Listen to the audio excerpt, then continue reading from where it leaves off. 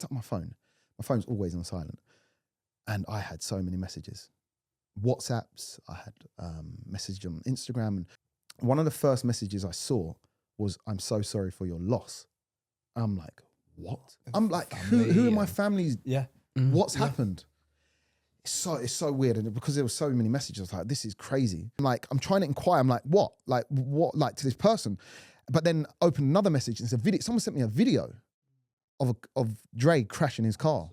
Hello and welcome to another episode of Talking Shop. Today we've got Jamie from Officially Gassed, and we are gassed to have him on. Please make sure to like, comment and subscribe and let us know who you want on Talking Shop next.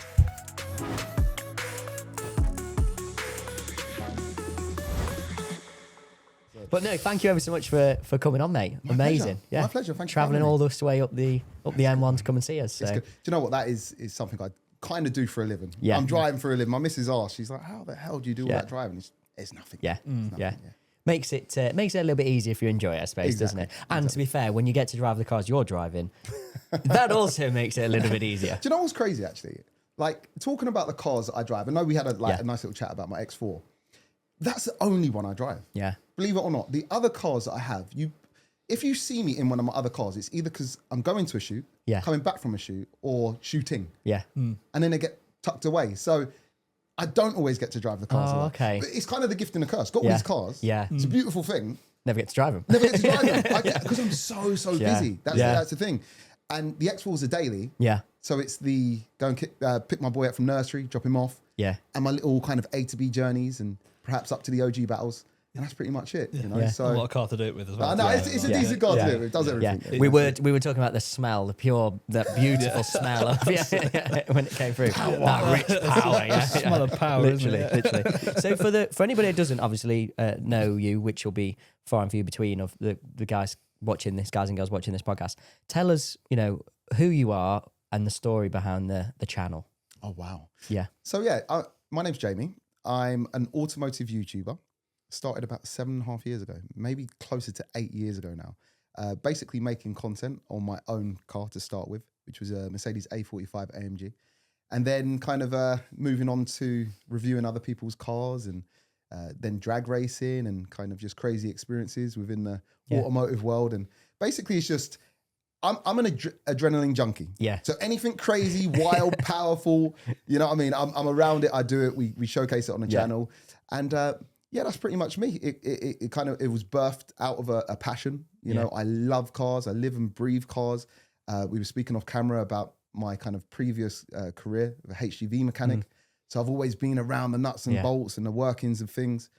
And going back as far as I can remember, it's always been about how fast I can go, how fast we can make something go, how something sounds. And it's grown into what it is today, So if you were a young lad then and somebody said to you, if you could make a YouTube channel, what would it be? It pretty much would be, how fast can I make a car? Literally. That's funny because no one's actually said that before. Yeah. But I think if I could, YouTube wasn't a thing when I was young, but if it was and someone said, when you get older, you could have a channel, what would it be? It would be this. Yeah. I think it would be this. You're living the dream. I guess so. Yeah. It's like what Lando Norris obviously just won the F1 championship, and he's literally, like he said, I know I am privileged. I know I am lucky to be doing literally what I love. Yeah. And obviously then he never works a day in his life, does he? So that's it. Fair play to you. What does success mean to you? Ooh, nice warm-up question for you. Right, like that, that's the warm-up. Straight in. Where are we going with this? Oh, what does success mean to me? So being a petrol head and loving my cars, definitely the cars I own is success, but I don't think that's the measure of a person. Yeah. It should never be. For me, I think that maybe the boring answer and maybe the cliche answer is I've got a little boy, got my missus. Success to me is to be able to provide, my son not want for anything, and us to be able to do stuff without worrying too much about money and bills and basically living a nice but humble life. To me, that is success. Yeah. With my little cars on my side. Yeah, of course. Yeah. Good answer. Makes it easy. Good answer. So started as a HGV mechanic, which is obviously right up our street. But so how did that happen? How did you as a young lad get into, fixing things? Well, do you know what? Like the HGV mechanic thing was actually not an accident, but it wasn't something it wasn't my chosen path. I don't know what my chosen path was, if I was honest. Because going back to school, I was trouble. Like trouble in, I would never listen in class. I would bunk off. I was good at the physical activities. I was like great at football, great at basketball, believe it or not, being like 5'1" or 4'9" or however tall I am. But basically I couldn't sit down and listen to people. So it got to a point where GCSEs had come and went and I left with none pretty much. And it was the summer holidays. It was like the last summer holidays before people would either go into college or their apprenticeships or work or whatever they were doing. I had nothing. So I'm not sure if you guys are of the same age, and even if it was a thing up here, but in London there was a place called Connections. I don't know if you've heard of it. So Connections was like a shop that you could go to if you're struggling for work and you needed some help, someone to write a CV, find you a career, so on and so forth. And I think there was about 2 weeks left of the summer holidays, and I was like, I need to do something now. And actually, going back a little bit, I had applied for a plumbing role to try and be a plumber. Or, in fact, to get a plumbing position in a college or something like that, so I could learn like that. I didn't get it. So then I was like, now we're in trouble. So went to Connections on a whim, and I remember the lady at the desk, she was like, so what'd you like? And I was like, well, at the time I had a moped. So I was like, I like mopeds, I like cars, I like mechanical stuff. And she goes, well, on the board here, we've got a position for a HGV mechanic for an apprenticeship. And I was like, honestly, this might sound so stupid. I was like, I didn't think that was a thing. I didn't think people fixed trucks. I didn't know that there was a specific role of people that just fix trucks. I thought just mechanics do that, if that makes sense. So I was like, wow, so it's kind of cars, but bigger and cooler, right? So that kind of got me. So I was like, all right, let's go for it. Plus, I had no other options at this point. There might have been two other things that she put forward, but I went for that one. So I went for the interview and pretty much got it. But what I realized, and what maybe not a lot of people know, that when I got to this place to do the interview, it was a refuse place. So it was a company called Onyx at the time, right? Okay. So they were based out of northwest London in a place called Hanger Lane. And they basically turned into a company called Veolia, which probably a lot more people know. It says on all the bins outside. So it was refuse vehicles. So it's dust wagons, bin trucks and dust carts, and skip wagons, all that kind of stuff. And I'm like, it smells a bit mad, but you know what? I haven't got any other options. And they were really nice to me. And I got the job, and it made me feel good because it was the first time. In school, it was I was against authority. But it almost seemed from day dot speaking to the manager, he was cool. He was on my side. This is going to be a cool place to work.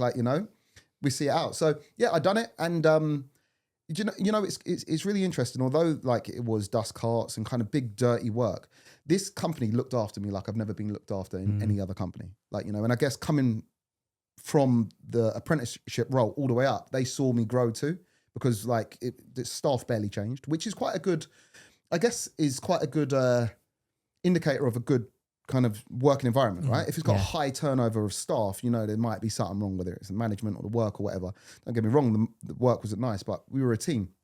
But I must admit, one of the things we used to have to do is clean out the hopper. So you know what that is. Basically, for the people at home who don't know, that is cleaning out the back of the truck. Literally. So it did dawn on me quite a few times. My mum back in the day, and there's nothing wrong with being a binman, right? There's if you're out working, making that money, fair play to you. Get your money, right? But my mum used to joke around and say, get your qualifications, otherwise you'll be a binman. Yeah. And I just remember a couple of times, bro, I'm sweeping out the back of this hopper and I'm thinking, it's worse than a binman. I'm actually touching it. There's maggots dropping down and everything. I'm like... Bin juice. Yeah, bin juice. Physical bin juice. People think that the bin juice at the bottom of their bins bad. Wait, there's levels. But and I was just like, what's happened? What have I done? But, it was all part of the process. I was learning. That was a small part of it, although it was a part of it. Summertime was smelly. Yeah. Summertime was smelly. That's the bin juice final boss. I'm telling you, man. It was definitely an experience, but it put hairs on my chest. Yeah. Do you know what I mean? It made me a man. And it taught me how to graft. Yeah.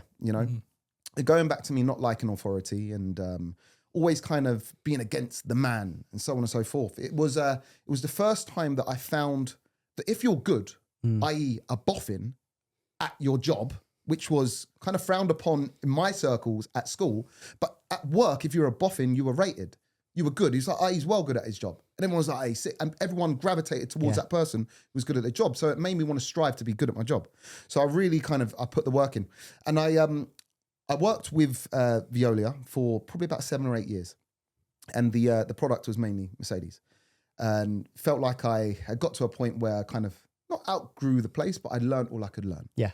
And I wanted to expand it. So I went to work for a Mercedes main dealer, which later on, or kind of after the interview, and I got the job, worked out as a franchise of a main dealer, which is kind of do the job at the same time as the main dealer, but with not the facilities and crappy tools, and it wasn't the one. So I was there for about 6 months, and then a job opportunity come up with London Fire Brigade, which again was a full fleet of Mercedes. So I went and done that.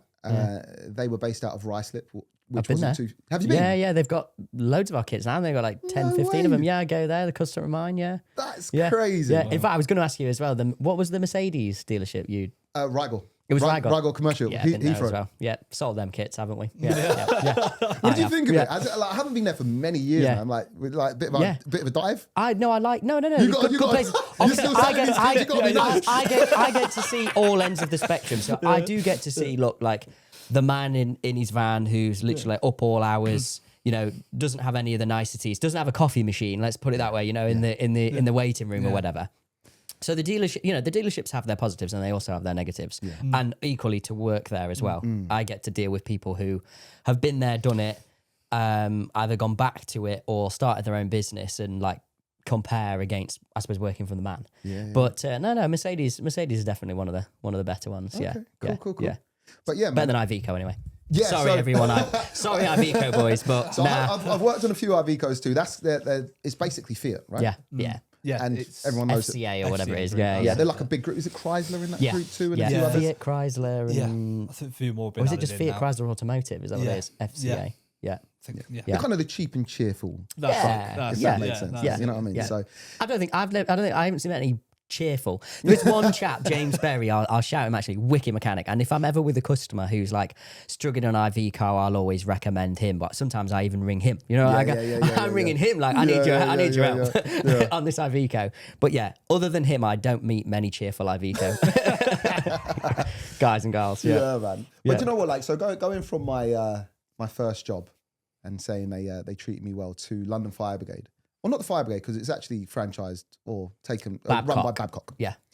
And working in that workshop, it was quite interesting when I first actually got there. This is something I've never really spoke about because it's never really been relevant. But it was, they were very old school in their working kind of way. They were very traditional. But also what had happened is like, it went from me moving at 1 million miles an hour trying to meet these kind of times for certain jobs being done to slow down. You're making us all look bad. Kind of, do you know what I mean? Because they took, it was, you know what I mean? It was loosen that bolt, go have a cup of tea, come back. There wasn't no job card designated times. But what was happening is you had all the old boys there who had it great, all on different contracts. And then you had a load of new guys there. And there was a massive divide between the workshop. The old boys barely spoke to the new guys and this, that, the other. So it was really weird. It was really weird. The old boys, I think, saw some value in my knowledge of the Mercedes product. And some of them kind of accepted me, if that makes sense. And others just straight wouldn't speak to you. You'd say hi to them, they just look at you and keep walking. It was like that at work. And it was quite a big workshop too. So like, it could be quite cliquey. I was just there to work. I think like most of us go to a day job, we like to make it as easy as possible. Like no one really wants to be there if you're not doing something that you absolutely love. So why not make it easy for everyone? But people didn't want to do that. But anyway, so I was on a workshop floor there for about 1.5 years. And although it was a bit of a weird dynamic, I actually liked working on a product because it was the first place that actually took real pride in the product. You know what I mean? It was, they had to look good. You know, they needed to serve a purpose. No bin juice. No bin juice. And also, do you know what I did like about it? They were almost, it sounds probably real corny and cheesy and it probably ain't true, but they were like, if there's a sports car of the truck world, it's a fire engine, right? That makes sense. They ran it straight out and then blasting down the road. You don't see any other trucks driving like that unless it's a race truck, you know? So I was like, I'm working on a product that is quite cool. Also no speed limiters. Or I think they have, they've got a raised speed limiter. I think they can do 70 odd. but some of them don't have speed limiters. Yeah. I know. No. Some of them don't. Yeah. So anyway, done a workshop floor for about a year and a half, and then an opportunity came up of being mobile for the London Fire Brigade. And I was at a bit of a crossroad now, because I'd been on a workshop floors for, 14 years or so, or maybe not 14 years, I'm talking rubbish, sorry. About 9 years, I think, at the time. So I was like, do I want to do this full time? Like, you're growing up, you're kind of looking at where the ceiling is in what you do. You're like, I could stay on a workshop floor and I don't know, might get a pay rise, might become master tech, this, that, the other, but how much can I earn? Yeah. Because right now I'm trying to work out how far I can go in life. And then this opportunity come up being mobile. It paid a lot better. And it was something I hadn't done before. So I thought, as a kind of a, not that I'm falling out of love of it, but as something new and something fresh to maybe really change of environment. Yeah, let me try it. And I went for it. In fact, I got the drop that this position was coming up quite early. And that's because I think the guys in that department knew that I kind of knew my stuff with the product. So they teed me up for it. So I got it straight away. And that I would probably say was the best job I ever had. Nice. In terms of like work life.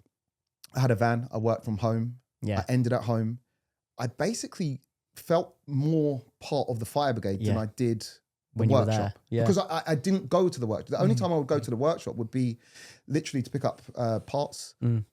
And that was it. And that might be once a week for an hour. And I would get in and out as quick as possible. And it was just literally, you work with a whole different department. So the people that I had contact with and the people that I was speaking to the most was the firemen. Like, I'd be up in the mess room, like chilling with them and so on and so forth. And it was really chill, paid well, as I say, no fuel bills going to and from.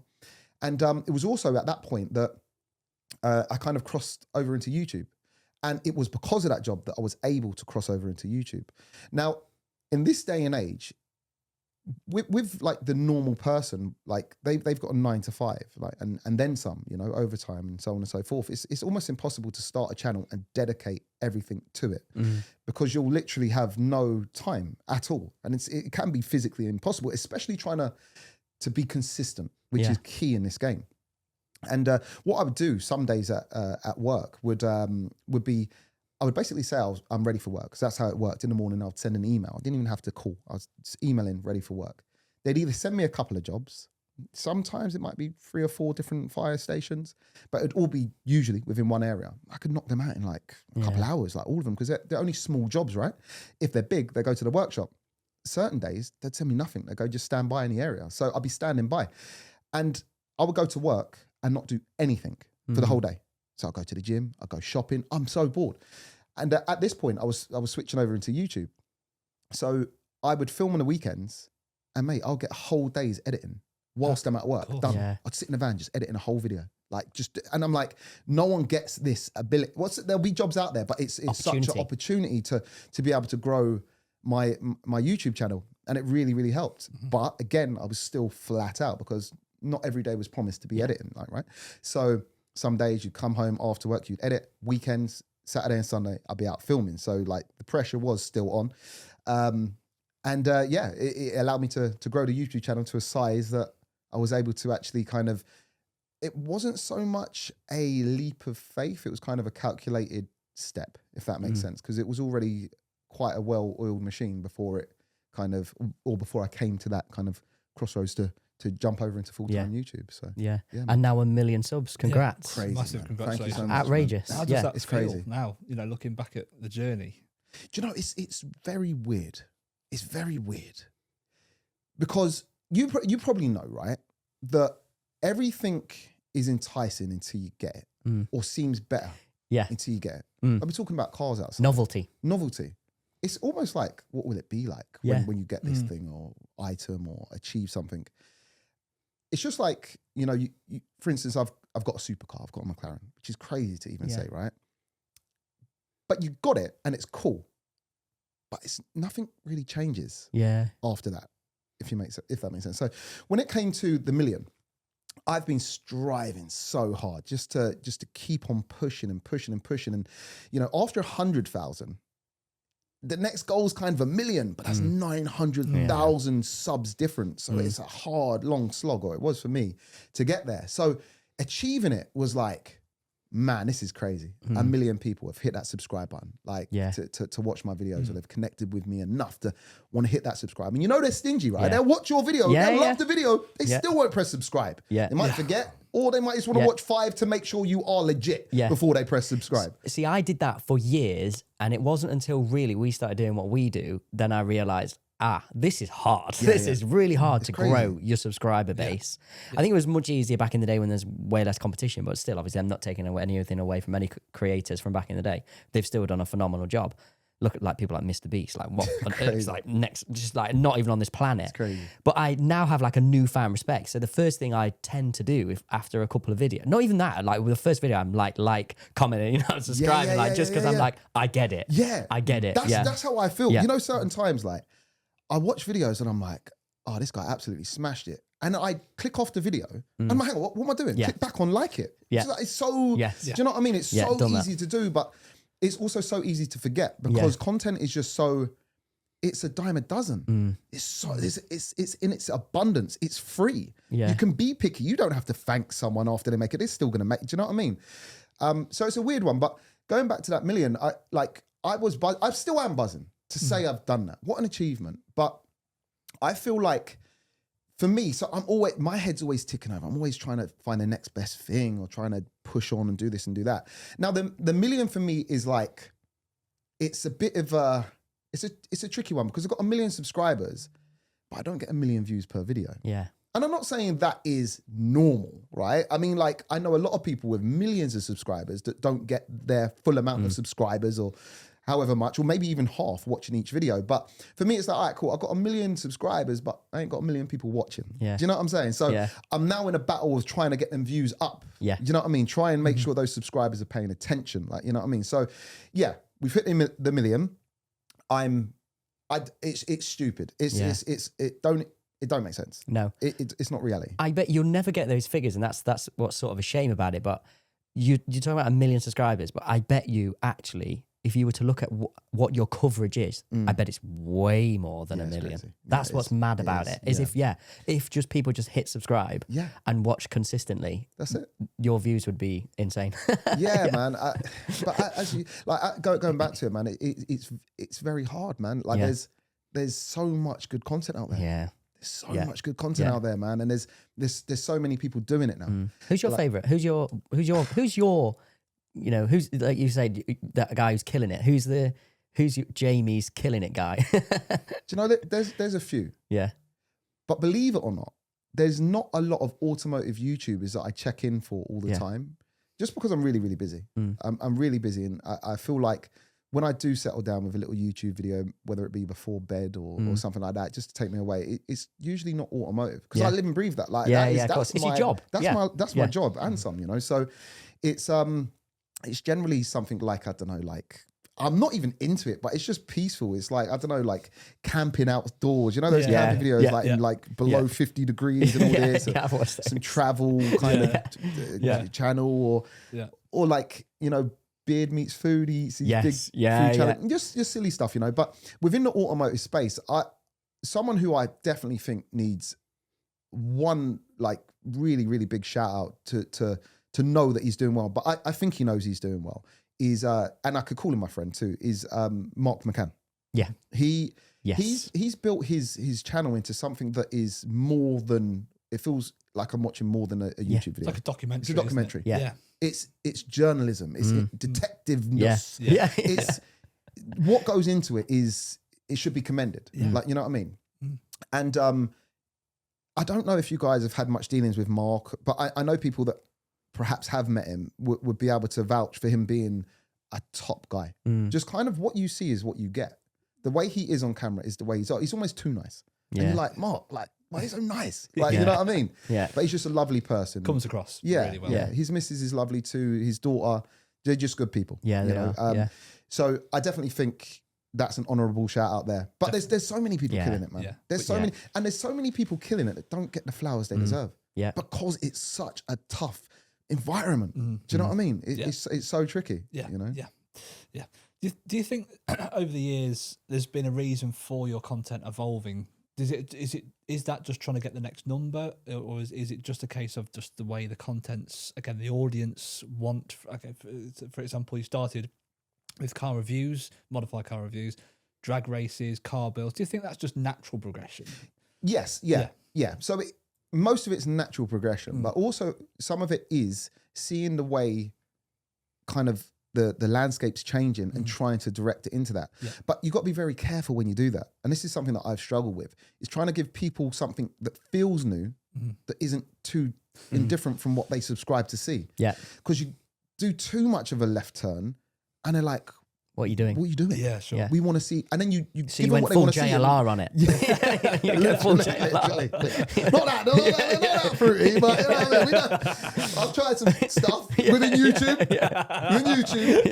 And yeah, man. I mean, it's just hard. It's just hard to gauge what people want. I'm almost at a bit of a crossroads now with that. It's like what I used to do, which is my passion of like speaking to someone about their car, hopping in, going for a rag, that doesn't work anymore. It doesn't work. It's too easy, which I don't know. It's like the YouTube algorithm doesn't like it, or it's not what YouTube want to push. YouTube now is about stories. It's about journeys. It's the new TV. You know, we live in a TikTok generation, and I say that in terms of people have got short attention spans, right? So YouTube can't compete with TikTok when it comes to their shorts or their reels, right? And neither can Instagram, to tell the truth. But YouTube have got a way that they can outcompete TikTok, which is long form content. So it seems like they've taken a different kind of route, and it's to push people towards longer form, kind of more TV-like content. And that's what it seems like gets the views. It seems like the people that are doing your Matt Armstrong, Mark McCann's, you know, the people who are building stories, involving family members and, you know, doing that kind of stuff that, you know, seem to be getting the views. Whereas, you know, the kind of the easier, shorter content doesn't seem to be doing as well, which was a lot of what I used to do. Although it didn't feel easy, and it felt like it was, you know, what at least what I wanted to see, and I'm sure a large portion of my audience wanted to see. It doesn't seem like that works as well anymore.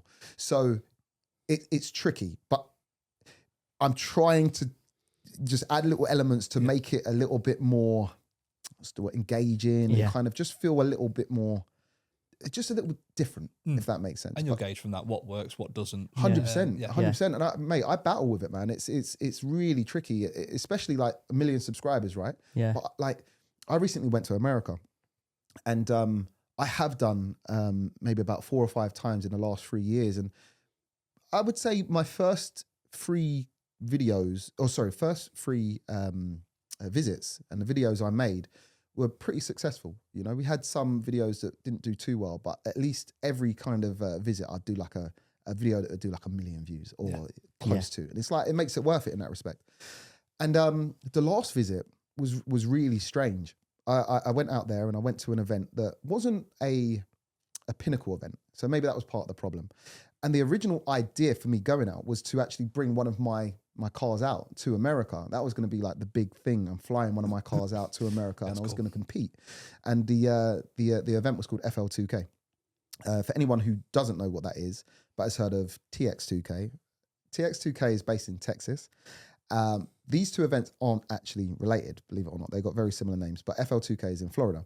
TX2K is like a humongous pinnacle drag racing event for like street cars or more street looking cars, because there's levels to drag racing, right? You know, but FL2K is kind of like the smaller one, you know, that gets some fast cars, but not crazy cars.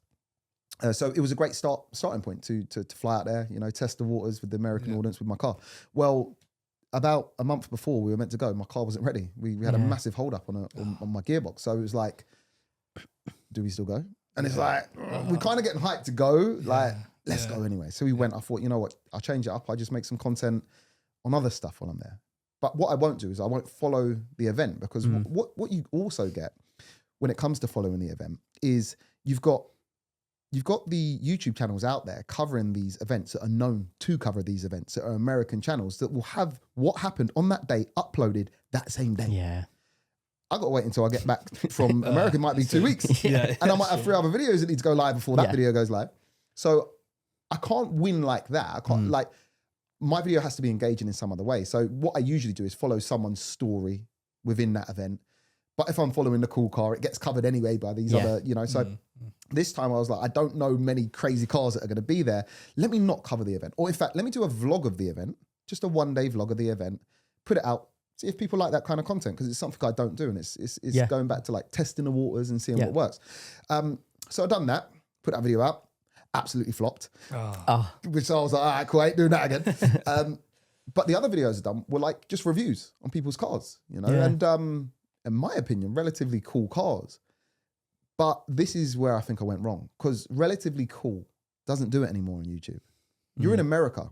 People are expecting mind-blowing, crazy, absolutely out of this world builds that they've never seen before. Yeah. And I come back with cool builds, but not that. Yeah. So not only did it cause a disconnect between my UK audience and I guess what they're used to, the cars that they're seeing were cool, but no one really was watching. And like, I want to say I filmed like 7 or 8 videos out there. Probably the most consistently worst viewing videos that I've had in the last maybe 5-6 years. That's how bad it was, which made me like, oh boy, we got a problem. And I was like, is it the videos? Is it me? Is it YouTube? Is this my demise? Is this the end? Do you know what I mean? Shadow banned. Do you know what I mean? That's it. I'll be Googling, how do I know if I'm shadow banned? You know what I mean? But this is where ego takes over. Yeah. Sometimes you do need to step back and say, hang on, is it YouTube? Or is it more realistically you? You know, which is a hard pill to swallow. Like, you know, you want to put content out that people want to watch. And a view or the views or the lack of views is reflective of how much people actually want to watch your video. So with 1 million subscribers, one of these videos hit 50K. Yeah. Scraped 50K. Bro, like in percentages, quick math, I don't even know what that is, but I'm going to say that's like, help me, that 5%? Not even that. 5% of the subscriber base, yeah. 5%. Yeah. That's terrible. 10% of what some of your like average videos would do. Yeah. And then some of your videos got like 5-7 million on or whatever. Crazy, So yeah. You know. And I understand you can't win with everyone. Yeah. But it's nice to see that a majority or a bulk of your subscribers are tuning in. So that made me think like that and realize that we're at a crossroads here and those kind of features don't work. And if they are going to work, it needs to be the craziest of the crazy, you know. There just needs to be more to what I put out now, you know, and I'm trying. But of course, with the big builds that I do, I'm at the mercy, and it's to my detriment that I don't work on my own cars, but that's something we'll come on to because it's something I'm going to be doing. But right now I'm at the mercy of when a garage can get my car worked on, waiting for parts, waiting for this, waiting for that. And, you know, it's hard to keep consistent with this builds or really build the journeys. So moving forward, what I'm going to be doing is I'm just going to be getting Hasday. I've for me, coming off the tools and being behind the camera and recording someone else work on my cars was the dream. But now I feel like it's time for me to get my hands dirty again. Like, you know, and I feel like people will gravitate towards that too, because we're all going to learn together. Yeah. Before it was like, oh, we've done this, we fitted that, we've done this, and now it works. Now we're going to find out how it works, why we've done this. Do you know what I mean? I'm just going to graft. I'm going to make it work. And that does feel natural progression to what you've done. Yeah. And it's back to your roots. 100%. Yeah. 100%. But everyone's going to realize I'm a terrible mechanic now when nothing works, bro. Like, this is not a Mercedes truck. That's it. Hammer and chisel, isn't it? Like, you know what I mean? Yeah, because a lot of if you are from the car world and you see what are the differences really, it's still an engine, whatever. Trucks are built so they can be fixed easily. Yes. They're not as intricate or a pain in the arse as cars are. I used to sit on the engine while I used to work on it. And that's no lie, bro. Like it's literally like it's heavy duty stuff that you bash around and you know, you're not too precious about if a little bit of paint gets scratched. It's like, keep it moving. Like, you know what I mean? No, really notices. Do you know what I mean? It's a workhorse. Yeah. And that's what it is. So there's differences, but the workings aren't too indifferent. You aren't sitting on the engine bay with 911. No. You what? You ain't seen me try and work on it. We might have done. Tune in. Like, share, and subscribe. I suppose, over the years, if you've done many different projects, right back from the Coopra build, the Fiesta ST, which was a big one at the time. If you could have kept any of those builds, just one, what could you have gone back with and gone, I've kept that one. I've kept that one rather than selling it or moving it on some way. There's a couple, Yeah. but for different reasons. Okay. So the first one that's quite easy for me was my first 911 Turbo S. Mm-hmm. That car, had it not been for content's sake, I don't think I'd have got rid of it. I love that car. It was beautiful for What a me. weapon. It was also my first supercar. I think we could call it a supercar. Yeah. It meant a lot. Yeah. But for content, I had to move it on. But I've got a weird one that people will probably think, really? So it's crazy how quickly things progressed, because there was a few cars in between this, or a few kind of side projects, but it basically went from a A45 AMG to a Golf R, which is kind of a side step, I guess, to a BMW M3, to an RS5, to a 911. So it was quite, and that was all kind of within maybe 2.5 years or 3 years. But my BMW M3, I don't feel like I gave the time of day. I don't think I gave it enough love, if that makes sense. Sure. And I quickly realized that so it was an F80 M3. I try to remember what gen it was. So it was actually purple too. It was purple and it had white interior. And that for me, right, that car, like the Porsche was a massive jump. That was a pinnacle moment. But believe it or not, the jump from my Golf R to that F80 M3 was massive. Wow. And at that point, and it might sound really weird, because and again, maybe to my detriment, I've only really been attracted to what I feel like I can reach out and grab, that's within my grasp. And an M3 was on my radar, but I didn't think I was going to get one anytime soon, if that makes sense. And to get one, and if I got one, is massive. And then I got one. But not only did I get one that was like individual purple silk paintwork, ivory interior. Beautiful interior. Mate, it was like, I remember sitting in that car and thinking, this is insane. Whose car is this? Yeah. Like, I can't believe I've got this car. Like, and it was an expensive car for the time. Again, compared to what I've got now, perhaps not. I want to say it might have been 38 grand or something like that.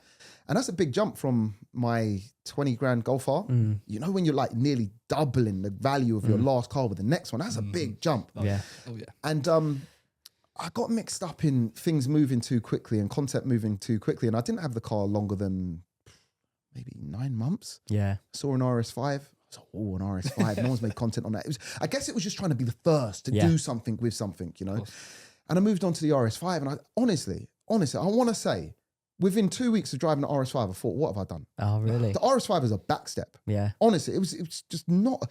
Come on, BMW. Man. And I'm not even a BMW fanboy. Yeah. That is a crazy thing. I'm not a BMW fanboy, man. Like, if it drives nice, if it makes the right noise, if it makes me happy, I like it. Yeah. I am back for just one team. There's 2 clips now. We've got loads. There's people who are going to click this up. This is and it's going to be sus, mad. this isn't is it? You know sus. what I mean? This is a short. It's all coming out today, boys. You heard it first. Exclusives. But so I mean, look, I just appreciated the fact that I was in that car, and it really was driven home. I guess you only can appreciate something when you realize that what you got now wasn't as good as what you had. But because it was content, I kept a brave face, and there was good things to be had from this RS5 content. I cracked on with it. But I did, like, honestly, that through my whole ownership of that RS5, up until now, I'm like, you know what? That was a proper car that I should have done a little bit more with. I really like that car. Yeah. But then things happen for a reason, and all the rest of it. But certainly up to that 911 yard, the first 911 yard. I mean, what an absolute weapon that turned into be at the end. Crazy. I mean, the relationship with ES then, was that someone that you already knew, or did he just bond the relationship because of that car maybe? Bro, I bought the car because I looked up to ES Motor. Right. So this is another thing. So I remember had I even started YouTube? Yes, maybe the very, very early days of YouTube. I'd made friends with someone who had a BMW M6, and he was going up to a race event at it was VMAX 200, basically. Yep. I forgot, Kendry Barracks, right? Basically a mile, I think it's 1.2 mile standing kind of who can go the fastest. And I basically went to this event with him in his M6. And with us in the gang was a Porsche 911 turbo. I think it was a turbo S, but it was a 997.2. Nice. And it had ES motor on the side. And this thing, so we're all convoying up. This thing was just absolutely laying waste to everything. Then we got to the event and it like broke the VMAX record. Oh. And it was almost like, I've always kind of been a vibes person. And maybe if people will admit it or they won't admit it, if you're in a crowd and a car pulls up going, bah, bah, bah, bah, bah, bah, doing this mad stuff, it's crazy. And everyone's going mad and saying, that's the car. You're going to be like, oh, that's the car. Yeah. Well, it was a bit like that at VMAX. Yeah. Everyone's like, oh, hey, that Porsche, but ES motor. Yeah, bah, bah, bah. It's whispers, like, you know what I mean? It's like, ES motor weren't big out there like that. But if you knew about them, you knew. So I'm like, boy, these are the boys. So again, I couldn't see that far ahead. Like, you know what I mean? I was go far. Like, come on. Which I'm nowhere still, near. by the way, was like even then was what a car. That's, what a build that that's was. the thing about the Golf R is Amazing car. I remember when I said I like from A45 to Golf R. Yeah. I hopped into the Golf R. Although I loved the A45, Yeah. like what it represented to me was like, it was sick. And again, it was another milestone, believe it or not. I was like, am I taking a side step?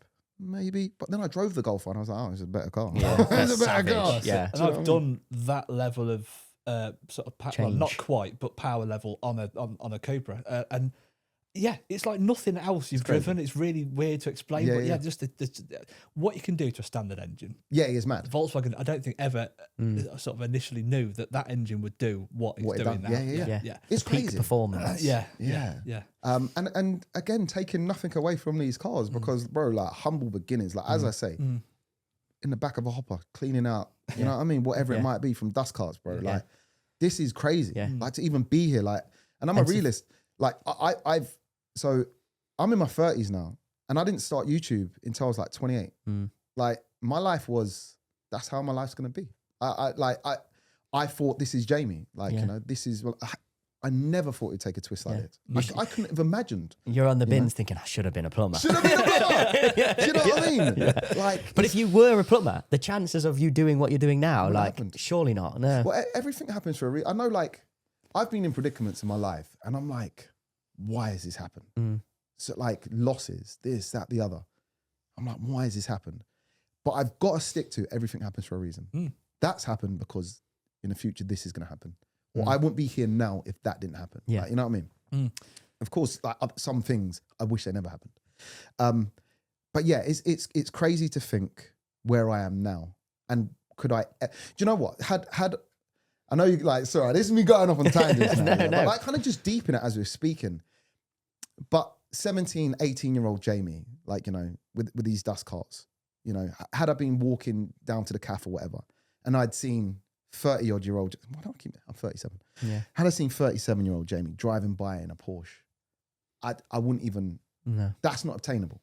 I wouldn't be able to even put myself in those shoes. That's not something that's coming in my life, I would have thought, unless I get a lottery win or something happens. So to deep it and to even be sitting here with you boys right now telling my story, and hopefully people watch and are actually caring about what I'm saying, it's mad. Yeah. Life is mad, you know. Yeah. Life is crazy. We've said as well, what we like about your content, and I'm sure others do, is actually, and I've said this about supercars, I love cars and I love supercars, I love hypercars, but they almost feel like that's just ridiculous. That's just a dream. Yeah. Whereas I love about your, don't get me wrong, 900 horsepower Supras, and it's just like mental, but it is obtainable. Yes. Like they are real cars, if that makes sense. Yeah. And I think people can relate to that. That's what it is. And again, going back to YouTube, it's about, for the most part, because some channels do the wildest, unrelatable stuff and they get millions of views. But for the most part, it needs to be relatable. And going back to it, like supercars are great. Like I love my McLaren. Like, what a cool car. Yeah. But really, bro, if someone held a gun to my head, take every car but my Honda. Really, like there's car. I've been lucky. That's enough that question answered. Look, I've been lucky enough to drive so many cars, supercars. I don't think I've driven any hypercars, but cars that are bordering on hypercars. And I've driven them all. And I'll tell you now, man, like engineering's cool when you see these like manufacturers that do them and they come out the box like that. But man, there's nothing better than Rob down the back of the industrial estate that's built a 1,200 brake horsepower car that probably won't stop at the end of the runway because he ain't done the brakes yet and you might die every time you go out. And that's cool. Yeah. You can't get For me, it's about how a car makes you feel now. You know, whether it be 1 million brake horsepower, 500 brake horsepower, stripped out or whatever, it's how a car makes you feel. And unfortunately, supercars can't do that for me. I've realised now. Yeah. Sure. You know, it can't. And that's why the drag races have such a good view. I just realised it's been played out. Exhibit A. Getting them views. Another one or two. But it's people's own builds, isn't it? You know, it's not a M3 out of the packet. That's what it's going to do against a similar Audi. But it's just people's own cars. They've done their own things too. And that's why that M3 was faster than that M6. Yes. On paper, I suppose an M6 probably would be faster than M3, but what he's done to that car makes it faster. 100%. And that's why people can watch it going, oh, yeah, well, I've got an M3. I've done that to it. And that's how fast. Yeah, so that's why it's so much more relatable than standard car drag races. and it's interesting because, you know, there's obviously an industry for standard car drag racing. Yeah, of course. Absolutely. Car Wow's a kind of a definitely testament to that. But for me, that's like, man. It's like, all right, cool, that's what we can do out of the box. That's cool, but what can I do to it? How fast can we really make this car? And that's what I want to know. Yeah, that's it. Like, you've got Tom Wrigley tuned M2 there. There's absolutely rapid. Pants off on M6. Do you know what I mean? Like, it's crazy. But this is what it's about, especially if you're in that deep kind of car tuner customization kind of scene. It's for one about having something that other people perhaps haven't got or haven't done yet or can't do, or you know, it's just so much variety. Like, and this is why when it comes to the OG battles, it's a great platform because it's like, all right, cool. So the M6, great car, right? 850 brake horsepower. All right, cool. Let's put you up against an M3 then that someone's tuned to 800 brake horsepower because online these numbers sound big, right? And maybe the M6 is going to be the faster car, M5, whatever. But, you know, when you put it into real life and driver reactions and owners and this, that, the other, which, you know, is so many variables and that's what it's about. Absolutely. And that's what makes sense. But I suppose let's not forget as well, Gassed on Track.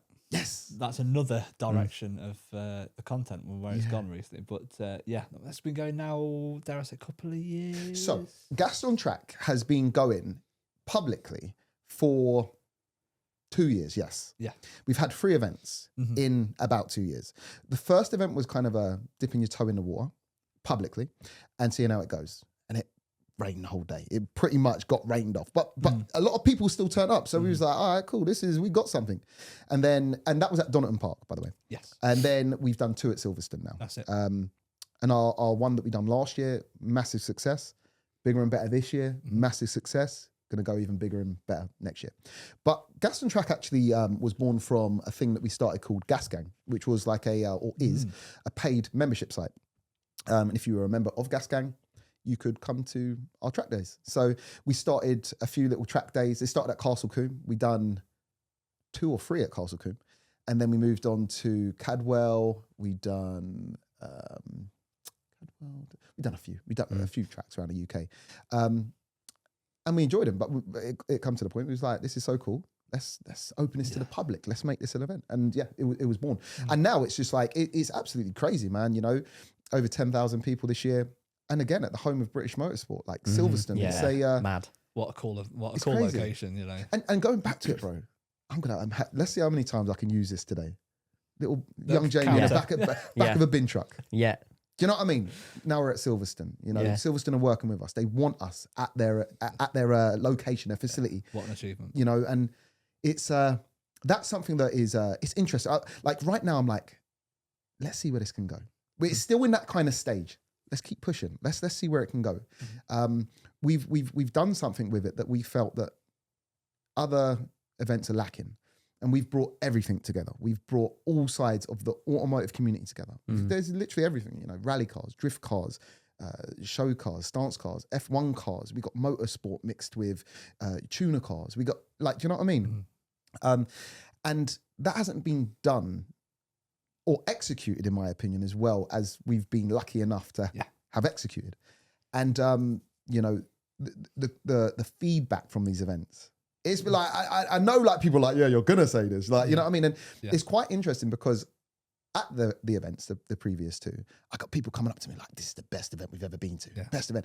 It's like, cool, you're going to say that to me, though. You're not going to walk up to me and say, oh, this is crap. Like, what's going on? Like, do you know what I mean? Or you're going to say nothing. But we had so much positivity. I'm like, all right, cool. The comments online when this is done will tell the story.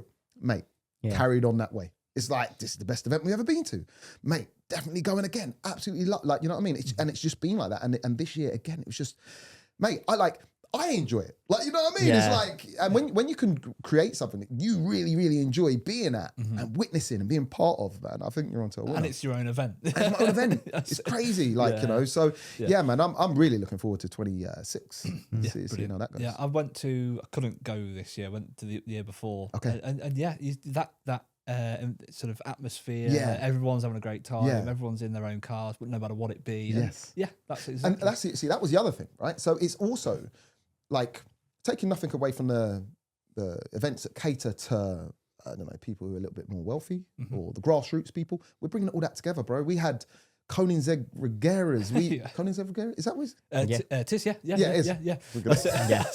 I know about Hondas. Yeah. Like, you know?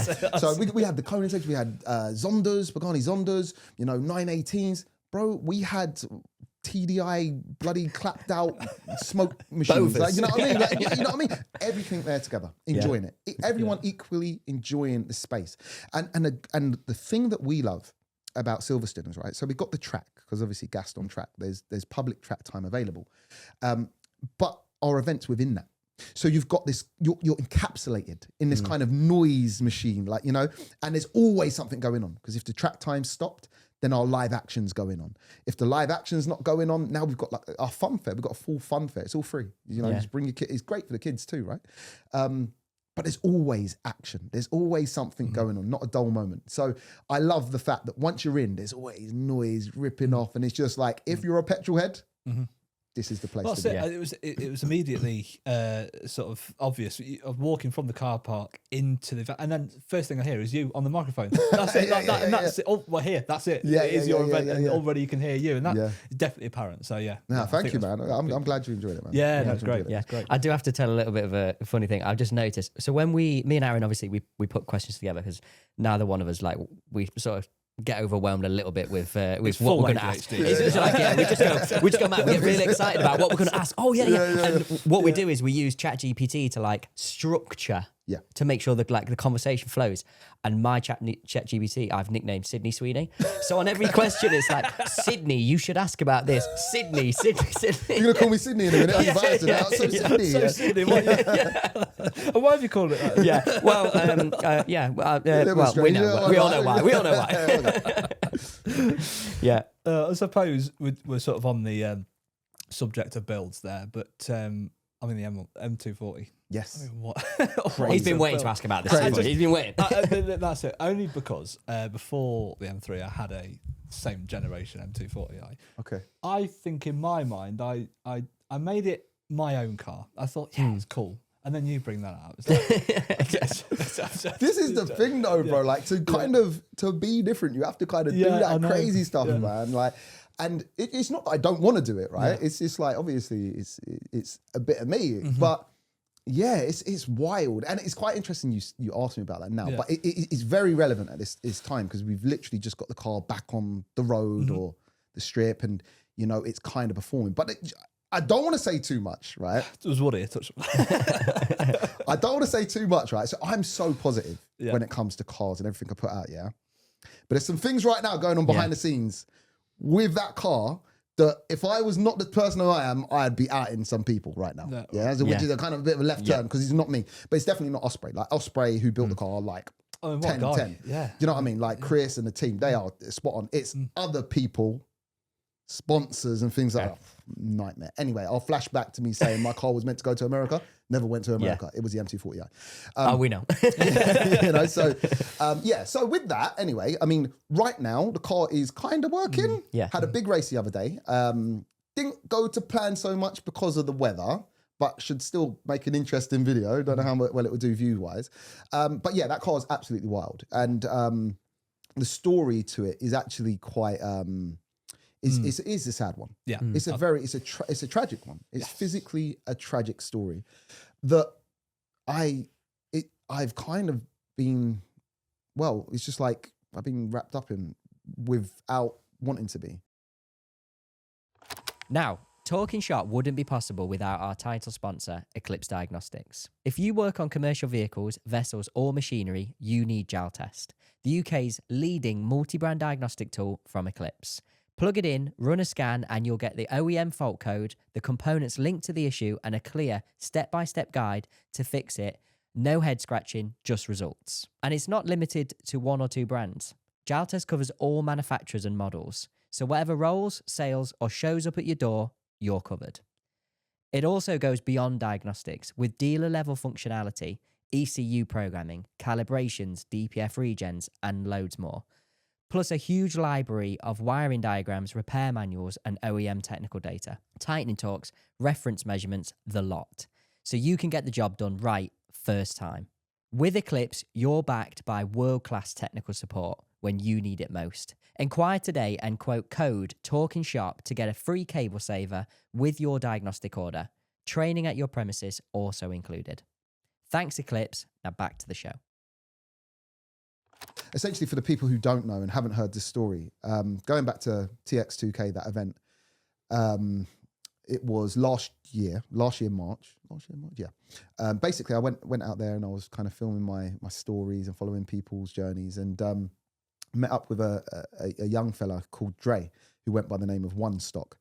And Dre was known online previously for a lot of street racing, calling other cars out. He had a very fast M240i and a very fast Audi TT RS, and doing a lot of street racing for money, taunting other people, and usually winning.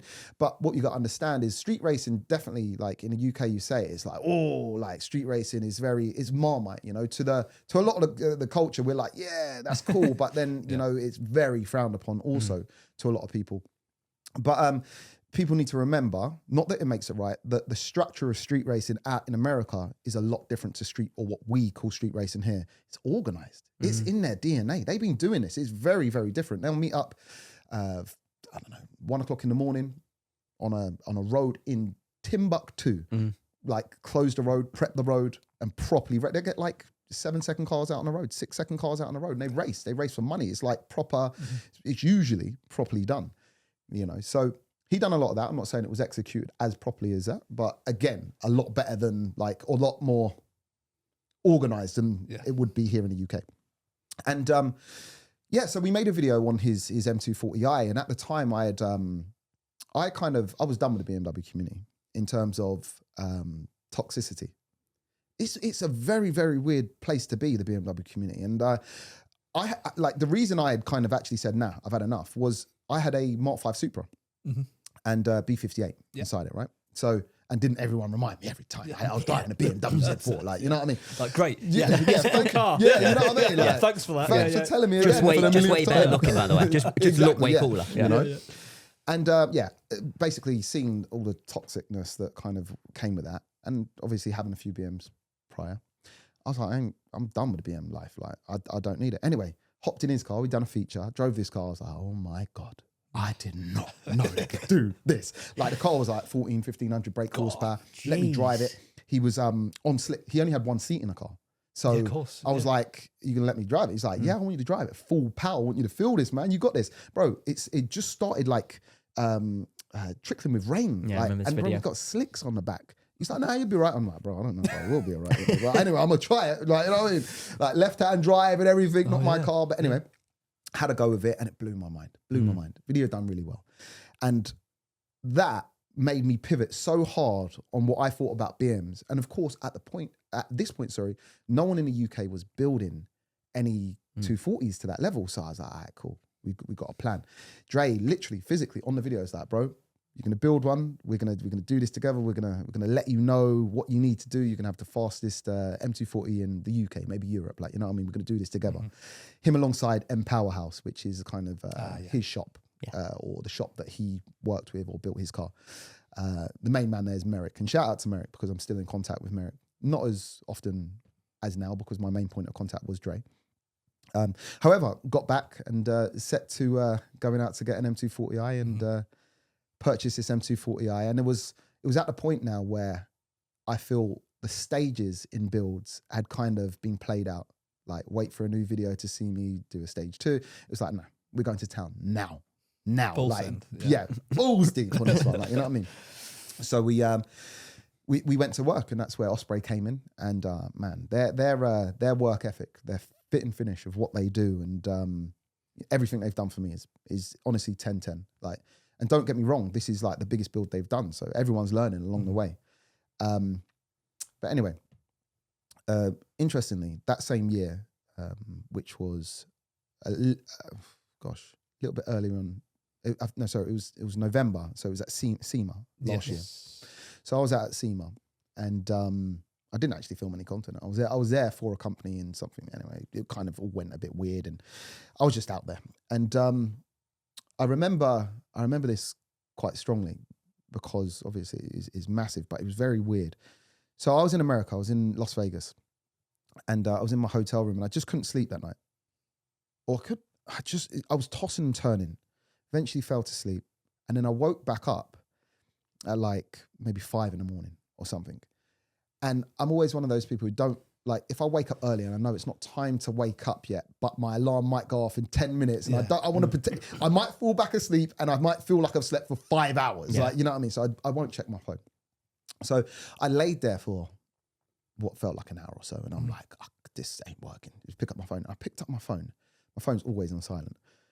And I had so many messages, WhatsApps. I had messages on Instagram. And one of the I've told this story before. One of the first messages I saw was, "I'm so sorry for your loss." I'm like, what? You're thinking of, like, Whoa. obviously Yeah. witness, but like, I'm like, who in my family's? Yeah. What's happened? It's so weird, and because there were so many messages, I was like, this is crazy. And so anyway, so I'm like, I'm trying to inquire. I'm like, what, like to this person, but then open another message, and it's a video. Someone sent me a video of Dre crashing his car. I saw that video, yeah. And I wouldn't say it's too graphic in seeing Dre, but the crash is quite graphic. Like he's went out street racing, and he's lost control of the car, and he's crashed, and the car's pretty much ripped in half. He's been ejected, and he's lost his life there and then. And I had loads of messages coming through, and and it was like I'd made friends earlier that year with this fella who was such a nice guy. Like, maybe not to the people who he taunted and so on and so forth. And when I first ever met him, I was a little bit unsure how he'd be. But as soon as I started speking to him, you realise, this guy's he's like the life of the party. Yeah, man. He's such a cool guy, and to see like how he was a pioneer within the B58 scene. Ask anyone, like, what I mean? As much as they probably didn't want to admit it then, I'm sure now he's not with us and there's no egos involved. Everyone will admit it now, how much he pushed on and what he'd done for that scene. But to have seen someone so full of life, so with a bright future, really his socials are really building up, and someone that I felt like I could call, although this is the other thing, although we weren't like best mates and friends, someone who was now someone who was like, I guess, like kind of a new friend. Like, you know what I mean? We're not best pals, not hanging out all the time, but occasional message, and we're doing this build kind of in partnership. To see that come and go just like that, man, it was killer. It's killer. So, yeah, of course. After that, my build was already underway, and well in the swing of things. And what had happened in between me getting my car and me driving Dre's car. So Dre used to have a black M240i, and then I bought a purple one. Well, Dre actually crashed his M240i at the strip. Yeah. He crashed it and writ it off. Luckily, it was a big crash. It was like a 160 mile an hour crash. No roll cage, and I think that was to his detriment again with his new one that he bought after this. No roll cage, but because you're in the confines of the track, bounce off the wall, bounce off the wall, bounce off the wall, spun round. He was good. Car was totaled. So then he went and got a purple one. So we both had purple cars. So with his passing, my purple M240i that people knew we were kind of building together now become in homage to him. It was like in his memory. So now there's kind of I love that hopefully his name can live on through what I'm trying to do, but with that comes pressures.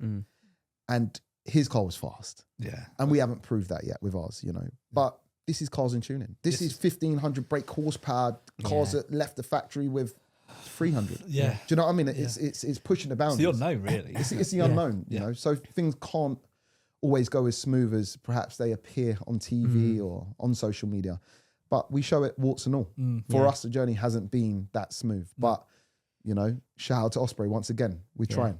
It'll all be worth it in the end. Hopefully so. I suppose I've never driven anything that isn't standard, to be honest with you. Like, it hasn't been tried, and I shouldn't. Aaron will attest to that. And even the stick called me a shit driver. There you go. True story. Yeah. So I probably shouldn't, but what people don't realise when they maybe see your titles like 1500 horsepower BMW M240i, like insane. But what are the safety implications? Because you have to admit, when you're getting in these machines, they're not tried and tested, you know, with a crash dummy in it 50 times over to work out exactly where it crumbles and where they need to do this, that, and the other. Yeah. That project that you're making is a killing machine. Like, bro, do you know, it's so true. It's so true, and it's something that's not spoke about enough, right? And I don't want to kind of act like I'm, I don't know, like risking my life every time I go out, but these cars are no joke. Like, honestly, I'm driving this M240i. It feels like anything could go wrong at any minute. Like, these cars are like, when you like, there's fast cars that drive themselves, and this car is 4-wheel drive. But when you're driving this car, like you honestly are, you're dicing with death with this car. Granted, I'm not driving it on the road, but even on these drag strips, all it takes is it to spin, dig in, and flip. You could be, you could be in some trouble. So, you know, with my cars, I have, with these big power cars, implemented cages and so on and so forth, and harnesses. But again, sometimes that's not enough to save you. And people need to know that. You driving these cars, anything can happen. And although I love it, like, you know, make sure you hit that subscribe button. This is my life. It's dangerous. It's dangerous. No, it's dangerous. It's dangerous, you know. But do you know what? Is wow as it sounds, that's what makes you buzz. Yeah.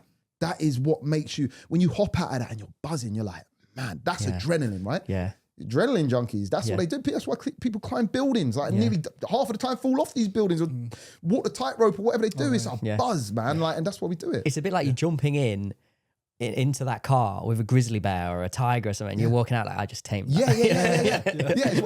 It's either you tame it or it explodes. That's my cars. Like, you know what I mean? I'll tame it, it doesn't work, or it explodes. One of the two, or three. Yeah. But it's really interesting. But also, people need to be aware that there's a lot of people driving very powerful cars on the road. Do you know what I'm saying?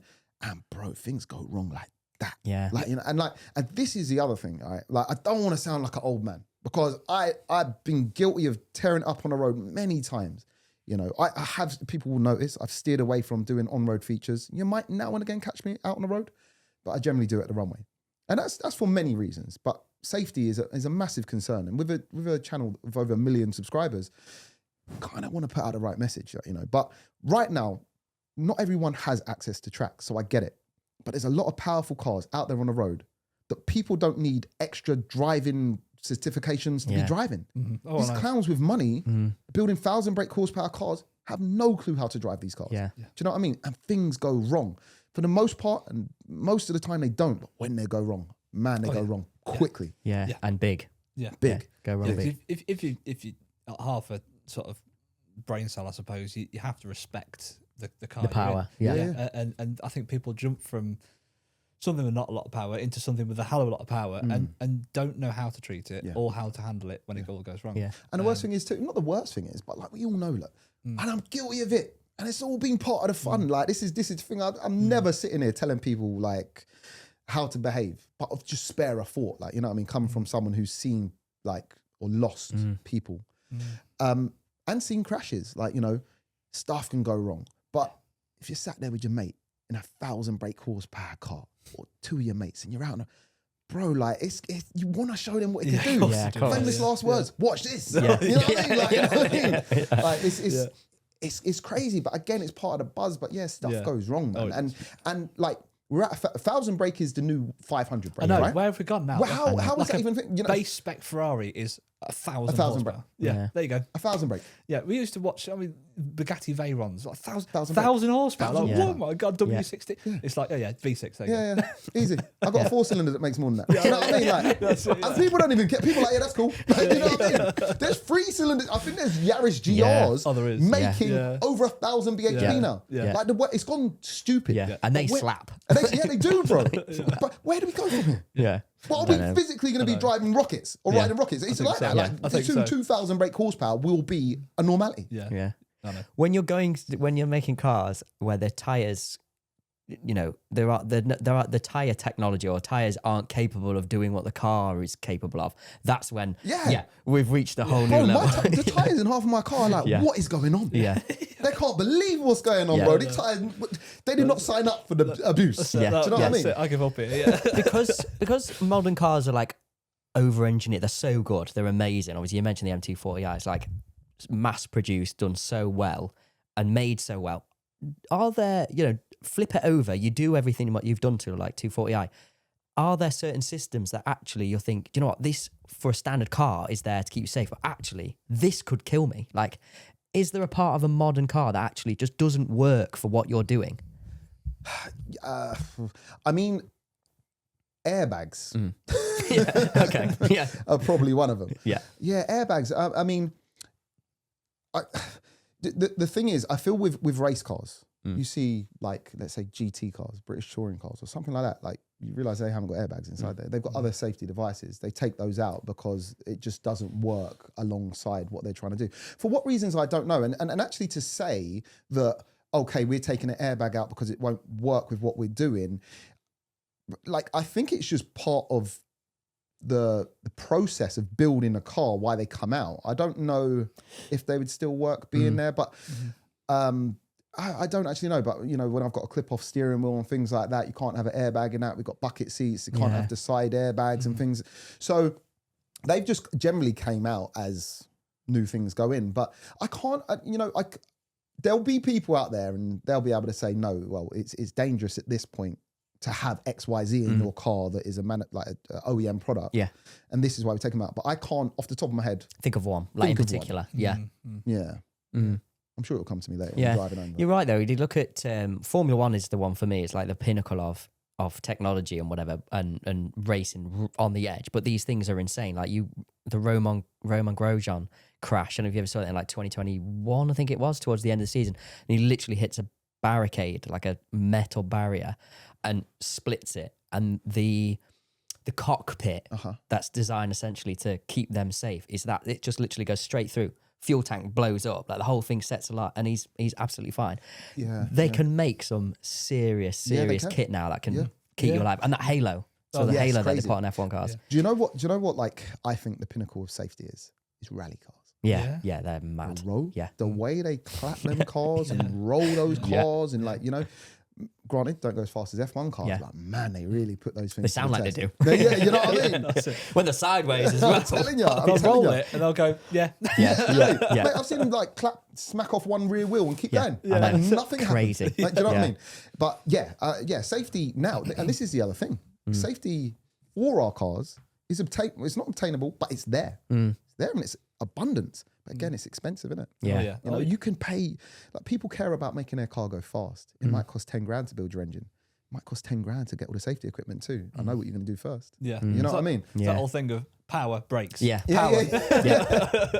Yeah, true. Brakes. I did brakes first thinking, I will do the power. Yeah, we do it. Yeah, you know what I mean? Hopefully I just have a mile run off. Exactly. You know what I mean? So, Yeah, it's interesting. I suppose one of the ongoing stories really is the whole Coopra thing, isn't it? Big one. I mean, that was really started years ago, didn't Years it? ago.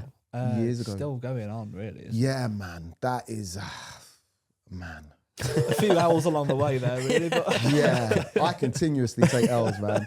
Look, all I will say is that car, some things just write themselves. Yeah. That is a story that would write itself. And like I say, there's certain cars that I'd put a gun to my head I wouldn't want to get rid of. I feel like the Coopra is also high up in that list. Yeah. Just because of what I've been through with it, where it started and where it is now. The companies that I've worked with, who I've been almost betrayed by with that car's building, you know, seeing people come and go, seeing people change, and just, yeah, it's a mad journey to see where we are now, which is, again, a very one-off build. You know, casually 1,200 brake horsepower in a Coopra, sequential 4-wheel drive, 3.6 turbo. It's all crazy, you know. Crazy. Only problem is the car was tearing itself apart when we were launching it. It was breaking props. I think the last video that people would have seen on that car was probably about 3 months ago, maybe even a little bit longer. We tried to launch it, its first test launch, and it left its prop shaft on the floor behind it. You know? It just wants to be too. Do you know what I mean? What it literally is like, why have you done this to me? You know what? I can give some people some idea of the level of power is. What were you running on yours when we went out? It was 412, something like that. Yeah, and literally, you know, obviously you're in a front wheel car, and it's, you know, the wheels are banging. Yeah, literally, it's like the front axle's just like, nope, I'm gonna go. I'm off. Yeah, it's literally slapping. It was a 300, so same generation sort of thing. You think 400, like whatever it was. Yeah, that's fast. That's fast. But then even the car couldn't handle that. Even that. You know what I mean? The chassis screaming at 400 brake. Like, and then again, I'm crap at maths, but like, how many more times? 3 times. Yeah. 3 times. Yeah. I mean, you're talking that now. It's like I can't even imagine what bro, that it's crazy. Yeah, like, but again, it's going back to the buzz. Like, you hop in that car, bro, you don't really know what's going to happen. No. It's like, but that's what you love. And this car now is like, again, it's just had such a journey. Yeah. You know, it is a one-off because, bro, this stuff ain't easy, man. Mm-hmm. You've either got to be a workshop who are building it as their own demo car, or you've just got to be absolutely stupid because the money also that goes in, like, don't get me wrong, I work with some companies and sometimes I might nick a little something free. Yeah. Half price, or whatever. But the money, even so, still involved in these builds, £100,000 plus out of my pocket in these builds. Like, you know what I mean?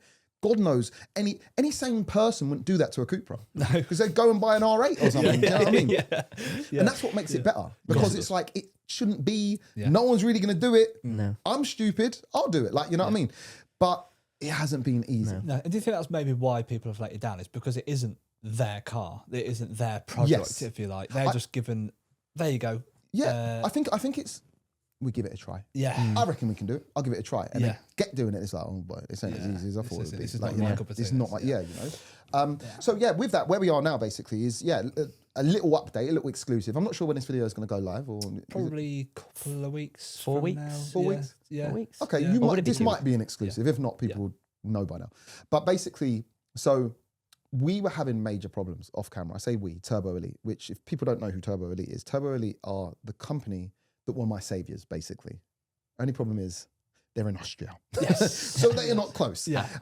But sometimes you've got to take it to the right person to get the job done right. And these guys know what they're doing. And they built one of the most awesome builds that I've ever owned in a unimaginable short period of time for such a build.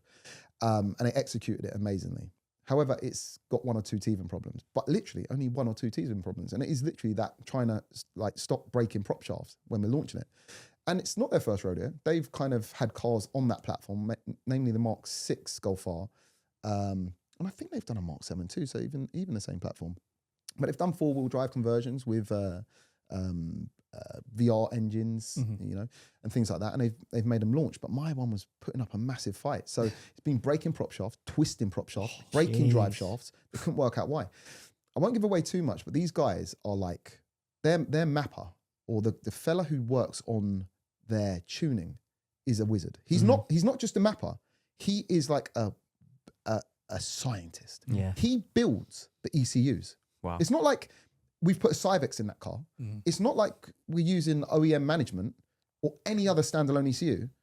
He is building the ECU on his own software, his own built product himself, and implementing it in. Ain't no Bosch ECU on this. Not, no, Bosch, don't get me wrong, the Bosch is sick. You know what I mean? Especially Bosch Motorsport and all that. But it's got the functionality of that. It's got the functionality of a Cyvex, but it is made and tailored only to Turbo Elite. You can only get that. So I say that to say that they've actually made a trick bit of kit to control my 4-wheel drive, which is another standalone system that they've built from the ground up. And I can confirm about a week ago, Klaus sent me, Klaus is the main guy at Turbo Elite, fitting name for an Austrian. No, that's you know, very fitting, yeah. He sent me a video of the car doing the maddest launch ever. Wow. And we're in one piece. Can't wait to Only see problem that. is after that, he sent me a big invoice. Ah, Yeah. that's it. So- Yeah. Here you go. Also this. Here's the product. Here's the He's like, bill. what? Now pay me. But no, again, to Klaus, Yeah. you know, completely labour free. Yeah. The labour is free. He does this Oh, what a guy. because he wanted to help. We had built a friendship and a relationship just before, believe it or not. As I say, everything happens for a reason. Just before I got mugged off with the previous guy. And he wanted to help, you know. At times, I know he's been cursing my name. He's like, why did I take this on? Because it has been trouble. But he's made it work. He continues to make it work. Yeah. And I'll be flying out, hopefully, if the weather's good, in about a week or two to film an update on the car. Nice. What a place to go as well. Yeah. Look out for that one. That's it. Yeah. Does it, obviously you've got it now to a point where it's done, it's finished, but do you not like fall out of love a little bit with a car when, you know, Yeah, I do. I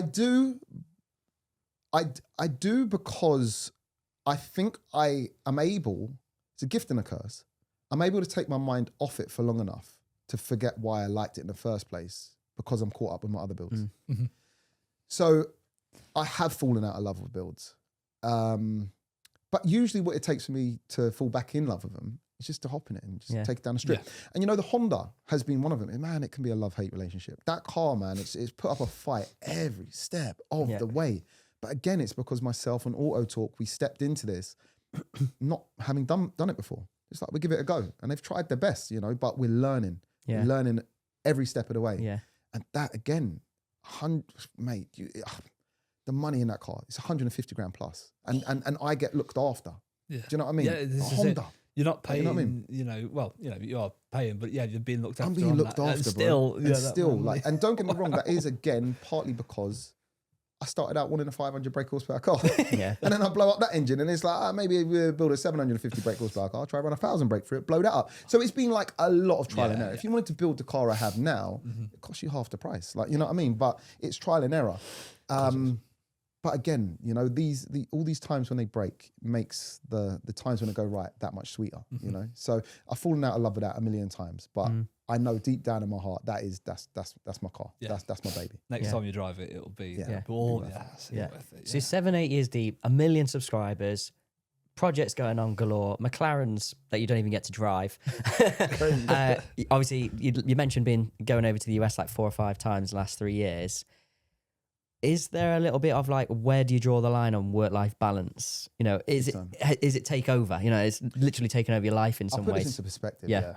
So it is 7 days a week.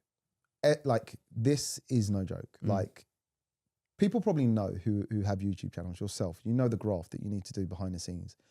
And what I do... No, you just get a Ben and a Shanice. That's what I want to do. Just pull out, you know, say my stuff, drop the mic and suck my beers. Like, you know what I mean?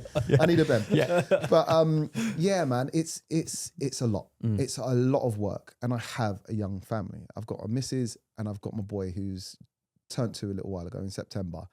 And I'm 7 days a week, as I say. There's so many little moments I could be missing. To give you one, yesterday, I'm so busy. Like this weekend, believe it or not, when the weekend comes, it's like, all right, I can knuckle down and get my editing done. I got an office at home. I will be in that. It's my cave. I'll be in that. You won't see me. Luckily, it's at home. Oh, it's a garden office, so I'm to and from the house. And you know, I'll come in for 15 minutes or whatever, play with my boy, and so it's kind of like I'm there. But yesterday, I'm editing away, and my missus sends me a couple of pictures from the house. My boy, him and her cooking cakes for the first time. It's like, I should be in there. Yeah. Should be in there. But I was like, I need to finish this half an hour. I went in and that little moment had passed. Yeah. Miss that. Yeah. You know, and luckily I did catch on to a little bit of it after. It's for like 5-10 minutes. Yeah. And I've got to go again. How old is he? He's 2 years and 2 months, basically. Obviously loves cars. Loves Yeah. cars. Oh, Yeah. Mate, Yeah. I'm like, I wasn't can't believe he expecting loves it. cars. Like, I wonder why he loves them. It's Why? because he shoved down his throat all the Are time. you buzzing to sort of like, for him to get old enough to sort of experience them with you? And yeah. Bro, I can't wait. I can't. Do you know what? I know this. Like, I guess your mum or your dad, you should look up to them. And at some point in your life, hopefully your mum, your dad, your uncle or family member, whoever it might be, you look up to them and you could maybe even say they're your hero and you like them because they're really cool. For me, I want my boy to know that within this scene, your dad's cool. Yeah. Or at least Yeah. people think some of the stuff your dad does is cool. Yeah. I want him to know that like he's got a cool dad. Yeah. And for me, like if I like, it's gonna be quite a few years before I'm able to properly take him along to something where we're really going for it, and he understands what's going on. But I pray that hopefully things are as fruitful as they are now and still going. And if they are, I think at that point there, when he realizes that, oh man, this is crazy, that will be a big moment. Yeah. But yeah, 100%. I want him to love cars, but also I want him to love football. I want him to love what he loves. Yeah. I want him to, and I will nurture that. Yeah. Your lad's connections. Literally. Yeah. Man. For cars. Yeah. Wow. It's a wild ride, and the main thing is I want him to like cars, and I want to continue pushing what I do. But I think if you strip everything away, going back to home, work-life balance and that, the main thing is your family. Because this is not promised. No. But your family are there, YouTube's a weird place to be, a weird place to call a boss, a weird place to make a living. It's faceless. You don't think, bro, I could post 3 videos that all get copyrighted and get strikes and I'm gone. And that's the end of me. Plus social media is it's I guess in its infancy and it's changing so quickly. I don't know how long this will be. The main thing is you build that foundation with your family. And that is what I need to really knuckle down and do. Because I don't want to miss moments that I'll regret 5 years from now and won't be able to get again. You got to find that balance. Yeah.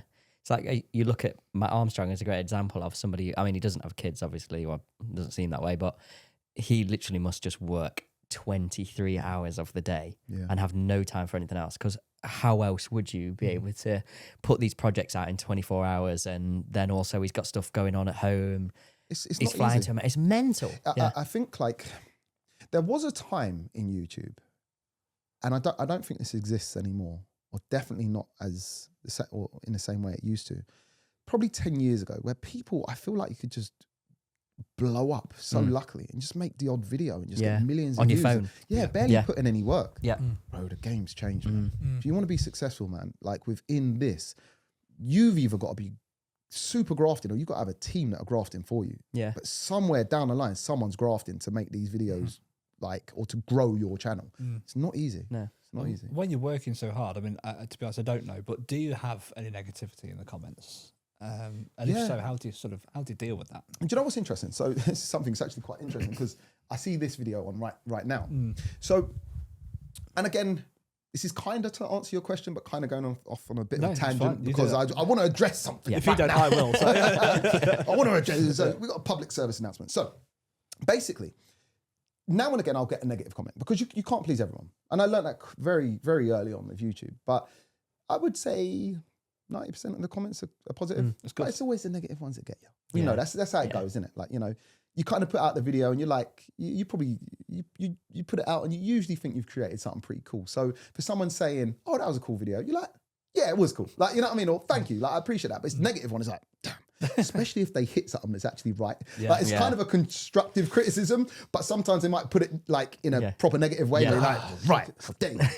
Block, delete. You know what I mean? But I had something on this video, but not on. So let me set the scene. So I bought this car, UK's cheapest Porsche, 911 Turbo, 991. And I bought it from a dealership called Brooklands Car Sales. And they've got their own social media presence. And it's kind of like sales, like they'll have someone call up and... Quite big on TikTok. Yeah, that's right. Yeah. You know, and I didn't actually know them, or I knew of them because I'd seen a couple of their videos before I saw this car, but didn't know this car was related to them until I kind of was like researching a little bit more and clicked on the socials. Oh, it's them. Oh, great. Yeah. You know, so when I've went down there, so I've brokered a deal on the car before I've went down there, right? Because obviously I'm not going up to film, like bring the videographer and so on and so forth. So what they naturally do is they record all the calls that come through. So initially when I had a call with them, I said, look, I know you're recording this because I know it's what you do. But I said, is it all right if we just have a off the record chat about this car? Like, you know, so we done just that. And I said, when I come up, we'd just do a call. Like, you know what I mean? We make it as dramatic as you want. It'd be better for you guys. Yeah. So I went up and bearing in mind, we'd already brokered the deal on this car. So walking around the car, me and him are negotiating. It's a little bit just adding some entertainment to the story. We kind of know where we're going to end with it. And that was cool. And I think people kind of got that a bit tongue in cheek. But what people didn't seem to understand is the way this video was going to play out, and what was going to help them with this was the day before I released this video, they would release an anonymous call from a YouTuber or someone inquiring about the car on their socials. So this call that we done, which for everyone at home, I was actually at the bloody dealership when I made the call. Like, you know what I mean? Brilliant. So it was a fully staged call. But they were like, yeah, just be like, act like a bit of a villain. And I'm like, it's not really in my nature to do that. And I know people will take that wrong. Like, you know what I mean? It's like, nah, go on, it'll be all right, Dylan. And, you know, and I'm like, oh, it's against my better judgment now. It's against my better judgment to say all this kind of stuff. So I was like, Amir from ES Motor, the main guy, he was with me. I was like, record this call. Just in case this gets out of hand and people actually think I'm like a wrong one off camera. Yeah. Maybe I'm thinking way too deep into it, but I'm like, I'm doing something that feels unnatural here. Yeah, sure. So we recorded the whole thing of where we are and him doing it, just in case it ever got out of hand. Anyway, so I've done this call and I'm like, I'm giving it the big one. I can help you out, this, that, the other, and I'm talking all this smack. And so, like, if you haven't seen it, go on their Instagram. And basically, it's just like, you'd think this guy's an absolute bellend. Like, you know what I mean? He's a proper weapon. And it did. It got the backlash. Who is this? Like, who does he think he is? That sounds like Jamie from Officially Gas. Some people were like, yeah, this is obviously fake. Other people, I'm getting messages on YouTube videos, like, not related. It's like, oh, it's all over TikTok, bro. You've been exposed. I'm like, exposed? Yeah, I'm like, bro. Like, you know what I mean? I'm like, really? Like, you know, and I thought it would go this way. We're like, on you know to what you. I mean? We're on to you. Yeah, it's like, oh, we finally got him. We knew he was too nice. We knew that's what he's really like. You know what I mean? But people wait for that you know what I mean? What a snake. Do you know what I mean? What a snake. Yeah, people are waiting for it. They wait, you know what I mean? But I understand it's human nature. But anyway, luckily it didn't go too wild. However, after this, on my video, everything was cool. All the bartering and the bargaining, it was all cool, a bit tongue-in-cheek. And then it went out on their kind of socials, like their Instagram. And obviously revealed me as the person. People still hated me. Like, do you know what I mean? And now I was like, who does he think he is trying to speak like this, like talk like bartering? Bro, this is for the camera. Like, you know what I mean? Like, this is all, video, you know, but people didn't seem to get it. But anyway, I just thought I'd get that off my chest. Because I was like, recently, it's quite negative. I was like, I'm getting a lot of like, I had to tell the guys at Brooklyn's, I was like, on the next video, because I know there's one more, you guys need to put something out saying that call was fake, you know, because it's just like, it's not looking good for me. And do you know what the worst thing is? It's like bad news, isn't it? Like, you know, like a tabloid. Yeah. This person's done that. Yeah. Massive tabloid. And then they find out he's not guilty, but that's page 16. And no one really looks for it. Like, you know what I mean? No. So like they've seen, so I just thought, now I'll get that off my chest that, you know. Yeah, absolutely. And you should, because you've not been forced into it, but you've done something that... I against your better judgment. I've done it. Like, you know, it's against my better judgment, but I've done it. But you did it for a video. And that's what gets views, you know, that's it. And that's the other thing, when you go to work with the company, it's like, I kind of want it to work for everyone, man. So what do you... Yeah. That's what I'm going to try and create, bro. Listen, the video that I've got dropping tomorrow is very interesting, because I know tomorrow is now, this video would have been live for 3 weeks. That's it. But it's a funny one on the GT2 RS replica. We've got some funny stuff going on. I mean, it's going to be, let's face it, a turbo, a 991 turbo anyway is a brilliant car. Cool car. But doing what you're going to do to it. I can't even imagine what it's going to look like. Me neither, bro. It might look terrible, to tell the truth. Do you know what, though? Because people would have also seen another channel doing a similar journey. Chris Licks. Yes. Shout out to Chris. Me and him are bullying each other now. Do you know what? We're going to have a proper face-off. I don't mention Chris's name just in case. No, we're cool. But the kit he's bought, I mean, for what he paid for it, it's unbelievable. Wait until you see the kit I've bought. Oh, here we go. Here we go. There you go, Chris. I know, it's so funny, because actually I can't, I won't say it because I don't know when his video is going live. Okay. But basically, I've seen his car. It's been around me quite a bit, and I've been making videos of it, like taunting him, and he's been taunting me. So I think, and do you know what that's like? Oh man, it was, bro. So obviously he's just revealed that he's doing this GT2 RS. Yeah. Yeah. A week later, I've revealed I'm doing a GT2. I'm like, right. No. So it looks very weird now, right? Yeah. So I bought obviously when the video is released, a week after, obviously I've had to go and buy the car, film it, edit. So I've had the car about a month. So I bought this car with the plan to do that. But I also, in the back of my head, knew that Chris had a crash damage one, and his usual format is turning it into a pinnacle car. So I've bought this car and I'm like, I hope he doesn't do a GT2 conversion on it, because I've bought mine, but I'm thinking it could be highly likely. Bro, he dropped the video. Yeah. My heart sank. Oh no. Yeah. I've just spent 57 grand and now I've just got a second-hand idea. But luckily, like, I had a few people in the comments saying, oh, Chris is doing this too. But no one's saying, oh, you copied Chris. Da, da, da. A lot of people. So this is the other thing. That's like, good. Like me and Chris are cool, actually, by the way. Like, even before this, like, we've done some bits together. And actually, I like Chris. Like, I think he's got the funniest dry humor ever. And he's quite quick-witted. But it's interesting because it doesn't seem like our viewer base crosses over that much. Okay. It doesn't seem like we share a lot of viewers, which is interesting because there's a lot of people amped to see what I do with mine. Like it's like a brand new idea. I guess it adds a little bit of pressure now because someone else is doing it. If they do it better, like, that's it. We just got to push the boundaries now. Like, you know, so yeah, I mean, everything happens for a reason. Yeah, absolutely. You know, and I think that competition now of you two, Double not content. competition, call it competition if you like. Will be really interesting how you do yours to how he does his, and that actually is like the perfect storm. Yeah, well, I hope so. I hope so. Yeah. Fingers Speaking of mad projects, and it has become very long-winded now, and I have got, you know, we're talking about attention spans. I'm bored of it now, and I literally just skip through to the end, and it sounds awful because the build is going to be mega. But Freddie Tavares's P1. Oh, yeah. So I tap in and out of Tavares. As in, I used to watch him back in the day when he got his first Lamborghini. I think it's fire damage, the twin turbo one. I think it was a Gallardo. I know he bought the flood damage, but I don't like. He's a hard watch for me. Yeah, it's long. It's very long content, very long.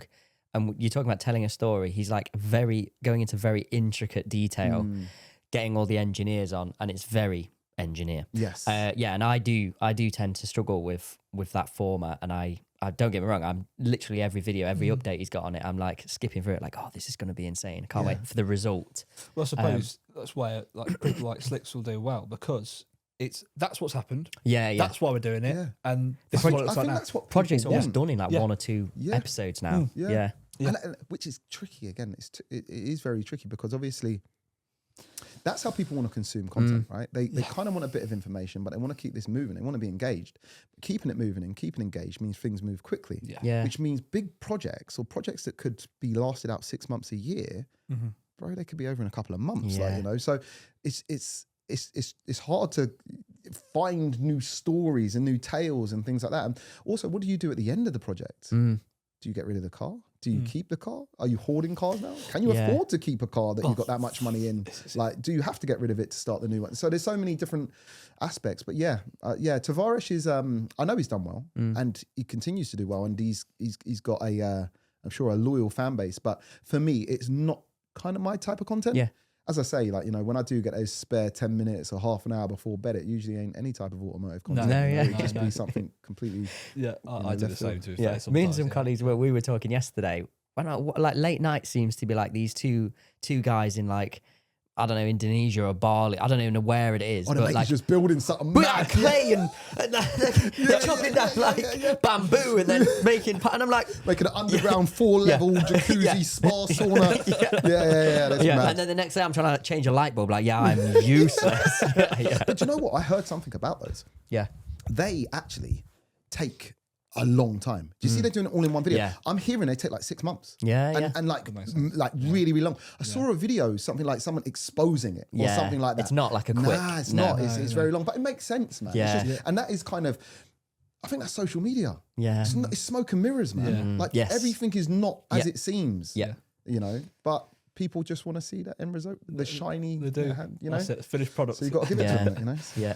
I suppose I did put down here because you've mentioned it a few times in your videos, but most of your sort of friend group, they're not petrol heads. apart from one, which you've sort of turning the Non-car guy. Yeah, but he's still terrible. He don't know the first bit. He's annoyingly terrible. It's literally like raising my son, like and teaching him about cars. This is a car. Yeah, this is a car. He's like, oh, that's a car. I thought one of the ones went in the sky was a car. No, that's a car. But yeah, no, James is good fun. Yeah. But and I think James, non-car guy, his USP is being a little bit naive, being a bit silly, being like, because it's actually quite fun for us car guys to poke fun at. Yeah. So, look at this novice, he don't know anything. Like, you know what I mean? Yeah. But that's actually him. He's not putting on an act. He's very annoying. He's good in small snippets. Yeah. Mate, I've been away to America, many other places with James for long periods of time. So close to killing him. Oh my God. What do you mean? Mate, me and him. But no, he's good people. And going back to that last video, or talking about the Porsche that I've just bought. So I've tried to bring in my friends who kind of want to be on camera or don't mind being on camera. And for the most part, it is non-car guy, James. And then I've also had my other friend who's not as seen nowadays on the channel. His name's Elliot. But I've got like my best friend. You know, like when you're super young and that's my best friend, you're inseparable. Yeah. Well, I actually have a friend group of maybe about 6 people who like, we die for each other. We trust each other with everything. Like, you know what I mean? It's like, it hasn't changed in like 20 years. Like that's everyone good. Who's like, it's like a proper strong, like some serious amounts of time we've been friends. And my friend Glenn is like my best friend. We have been friends since year 1. We have been inseparable since year 1. Of course, when you get older and work and life takes you other ways, we don't see each other as much, but we're still very much, you know, we see each other. It's like we've never left, if that makes sense. Anyway, his favorite car is a 911 Turbo. And in fact, back in the day, when we were young, his favorite car was always a 911 Turbo. Whereas, believe it or not, I used to like Aston Martins. I used to like my favorite car was a DB7. Maybe it was something to do with James Bond. But me too, I used to love that. Yeah. Really? Yeah. No way. Which is like, I've never met anybody who said the same thing. But yeah, I often go on Auto Trader like, that would be cool. Bro. Yeah, I know. Like, you look like it kills the 30 dream. grand. It I does. want them to be a million now. Like, you know what I mean? And you look at some of the interiors as well. Like, you look at the steering wheel, like, who signed off on that? Such a beautiful car, and then they put that steering wheel on. I'm like, what? I'm telling you, it's literally, it's one of those. And even I remember one day, going off on a mad tangent, I'll get back on the story, but I remember once, and being young, being on a small Crescent, we didn't see much like fancy cars. So like to see a Porsche or Ferrari go by or Aston Martin, it was unheard of pretty much. And I remember once, I can't remember who he was on our way to, but there was Aston Martin DB7 in front of us. Couldn't believe it. Yeah. Couldn't believe it. Oh, it was just unreal. Like, you know. But going back to it, so that was my favorite car. And my friend Glenn, his favorite car was a 993 911 Turbo. And obviously I've had a couple of Porsches. I've had a few Porsches now. And I've never really taken him out in. And I thought, you know what? What better way than actually kind of do something for him, show a different side to the channel, to get him on, but let him drive it. Let him absolutely send it. So we done that on the next video. So he's on honestly, my day one best friend. He's on. He's never been seen on a channel before, and he's ragging what is his dream car. And his reaction is epic. Yeah, honestly, he's epic. It's like, but you'll understand why he's my best friend when you see him, because like his personality is such a good guy. Yeah, and that would create such memorable moments as well. Like we always go back to Ben used to have an Amira. And it was definitely, there was some exhaust trickery going on there, 100%. It was bought from a certain part of the country where maybe that could have been the trip. And I was just videoing it. I was just videoing, really, just like, oh yeah, this is going to be good. But, you know, the Aston's probably, no one's going to hear anything else other than the Aston. Oh my God, it was like we were in a 812, wasn't it? It was insane. Oh, and you just got my reaction, which was just pure craziness, like insanity. Yes. Like, I just could not believe it, could we? Wow! That sounds amazing!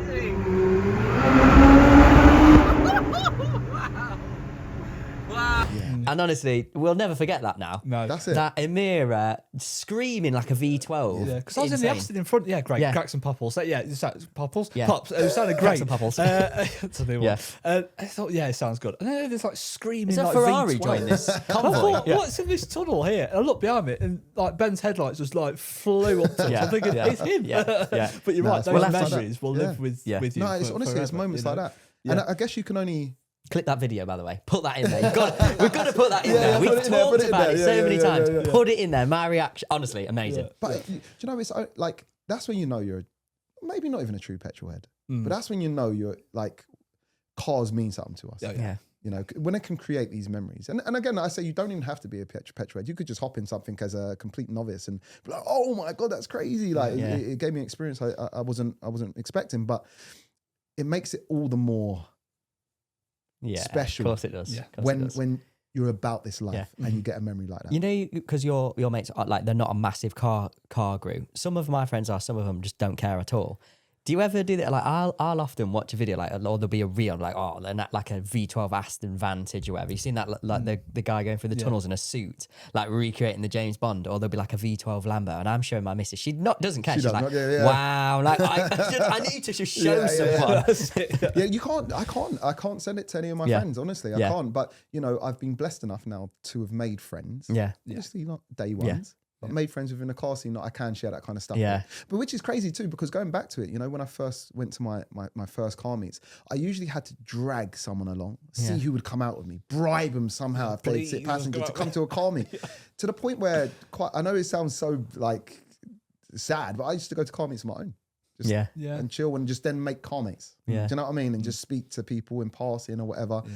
But that's what cars meant to me. Like, I'll go on my own if I've got to go on my own. Yeah. You know? And by the way, hasn't that changed now, that world? Like car meet, car... Yeah, I mean, that has just completely been... I mean, you've got police forces now shutting down. It's just almost like injunctions now, like just not allowed, are they? Like, what a sad moment, really. Coupled with the kind of flooding us with electric cars and cars that make fart noises and Netflix like that, and that's cool to the new generation. Great, like, stop, that's not cool. That's not. It's not. Go watch Group B Rally and get some vibing, like you know what I mean? Like, I know exactly, and it's just that you say it literally is that next generation now, which is scary. Of there's a Tesla. It's the best thing in the world. No. It's like my little brother did say that once. My little brother dropped, I think I really want a Tesla. I was like, no, you don't. No, you don't. The thing is, like, electric cars, they have a place. Yeah, of course. They have a place, but they should not replace. No. Not at all. And like, a good crossover is like a hybrid. Like, don't take away our beloved internal combustion engine. But unfortunately, or maybe fortunately for Tesla and the company's marketing teams, it is now cool for, would you call it Gen Z? To have, because technology is cool, right? For them. And again, technology is cool. But, you know, you're no longer driving though anymore. You're not. You're driving it's a phone. Cool. It's cool. It's like an iPhone. It's cool, like to them. But it's like, you guys, unfortunately, you're going to lose out on the emotion of what driving really is. You know? So hopefully, you know, people like yourself with your content going out to you know, certain audiences, hopefully that will then spark a bit of a, as they grow up and go, what? Bro, I hope so. But listen, this is me. This is Jamie, tinfoil hat, yeah? This is me. Have I been shadow banned? Have I been... Bro, I just don't know if it's what... I don't know if it's what YouTube and the powers that be want to promote anymore. It's not environmentally friendly. No, you're going against the grain in a way now. You know, so it's like, is it an uphill battle? You know, is it, are we fighting a losing battle? I don't know. Possibly. When you do your turbo, just overlay a noise of an electric car. Exactly. That's it. Jetson's noise. I want to get 1 billion views. I'm like, a cheat code, I found it. Like, you know what I mean? My work car, we've all got them, is a Tiguan R-Line, the new ones, and they've got stupid, mad technology. A great car, don't get me wrong, but it's not a car. It's not a car person's car by any stretch of imagination, for obvious reasons. And I did this morning, went, there's no way I'm taking that today when Jamie from Officially Gassed is on. Not a chance. What is this? Well, you do. You get in that car. Is that your mum's car? The way I can describe it is you get in the car and you immediately try to alleviate how bad your experience is going to be of driving this car. I know that sounds ridiculous, but you do. I get in it and I go, right, speed sign recognition off, lane departure off, adaptive cruise off. And I'm like, actually, I'm having to tell this car to stop telling me how to drive or trying to drive the car for me. And it's a shame now, we haven't got driverless cars yet in the UK, but it almost is going to be, they don't want you to drive a car, let alone one that pops and bangs. And you're 100% right. And you know what? I've got two things to say. And one is going back to conspiracy. And something that happened that was really weird. And I'll make sense of that. But going back to driverless cars, it makes sense on a safety aspect and an evolutionary aspect of this is the way to travel safely with the potential of eradicating accidents and deaths on the road, which is a massive thing. But again, comes with its problems because you're not driving. But going back now to saying tinfoil hat, right? And I was a bit tongue in cheek, but kind of also half thinking, maybe. And then going back to saying, putting an electric noise over a car, get a billion views. Well, something happened weird the other day. So I'd done a race between an EV, what's it called? Hyundai Ioniq N, 5N. Yeah, the one that makes... you can change gear. Yeah, that's it. Makes noise. Yeah. Kind of change gear. Yeah. And Golf R, right? So I put that video out and it done okay, yeah? Now, what I don't do and haven't done, I'm not saying there's anything wrong with it, but I haven't luckily needed to do is to pay, because you can pay for your video to get kind of what do you call that? It's not promotion, but it goes out to more, a boost. You can pay on YouTube, right? I don't want to swear, but... No, don't. No. You dropped bell end a few times, by the way. Okay, all right, cool. Weird. So I shit you not. So if you look in YouTube studios and basically you can see where your views are coming from, someone is paying for that video to do better. There was an ad spend on that video. Interesting. And it made no sense because it wasn't from... No, It wasn't from me. The guy in the Golf R, which was racing line, they lost. So and the car was running off pace the whole time. So why did they pay for it? Yeah. Right, can I say this? How can I say this diplomatically? So the guy with the Ioniq was very worried about doing that race because of who might see it, because of the financial implications based around that car and what you're allowed to do. Sure. Yeah. So he wouldn't want that to be promoted. No. Why is that video getting promoted? With an EV car beating a petrol car. I don't think it's a wild conspiracy to say that their preference would be to change the mold on what the consumer wants.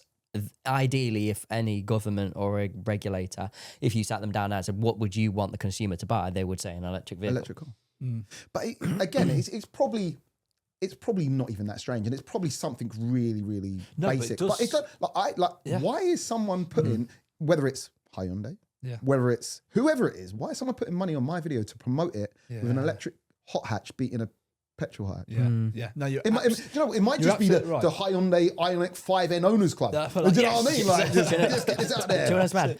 On the scale of like how wild is your conspiracy, it's really low down. It's not wild. No, things go on. You like are that. safe here to talk about anything. Honestly, like, we are the same. In fact, we won't go into it. But no, don't.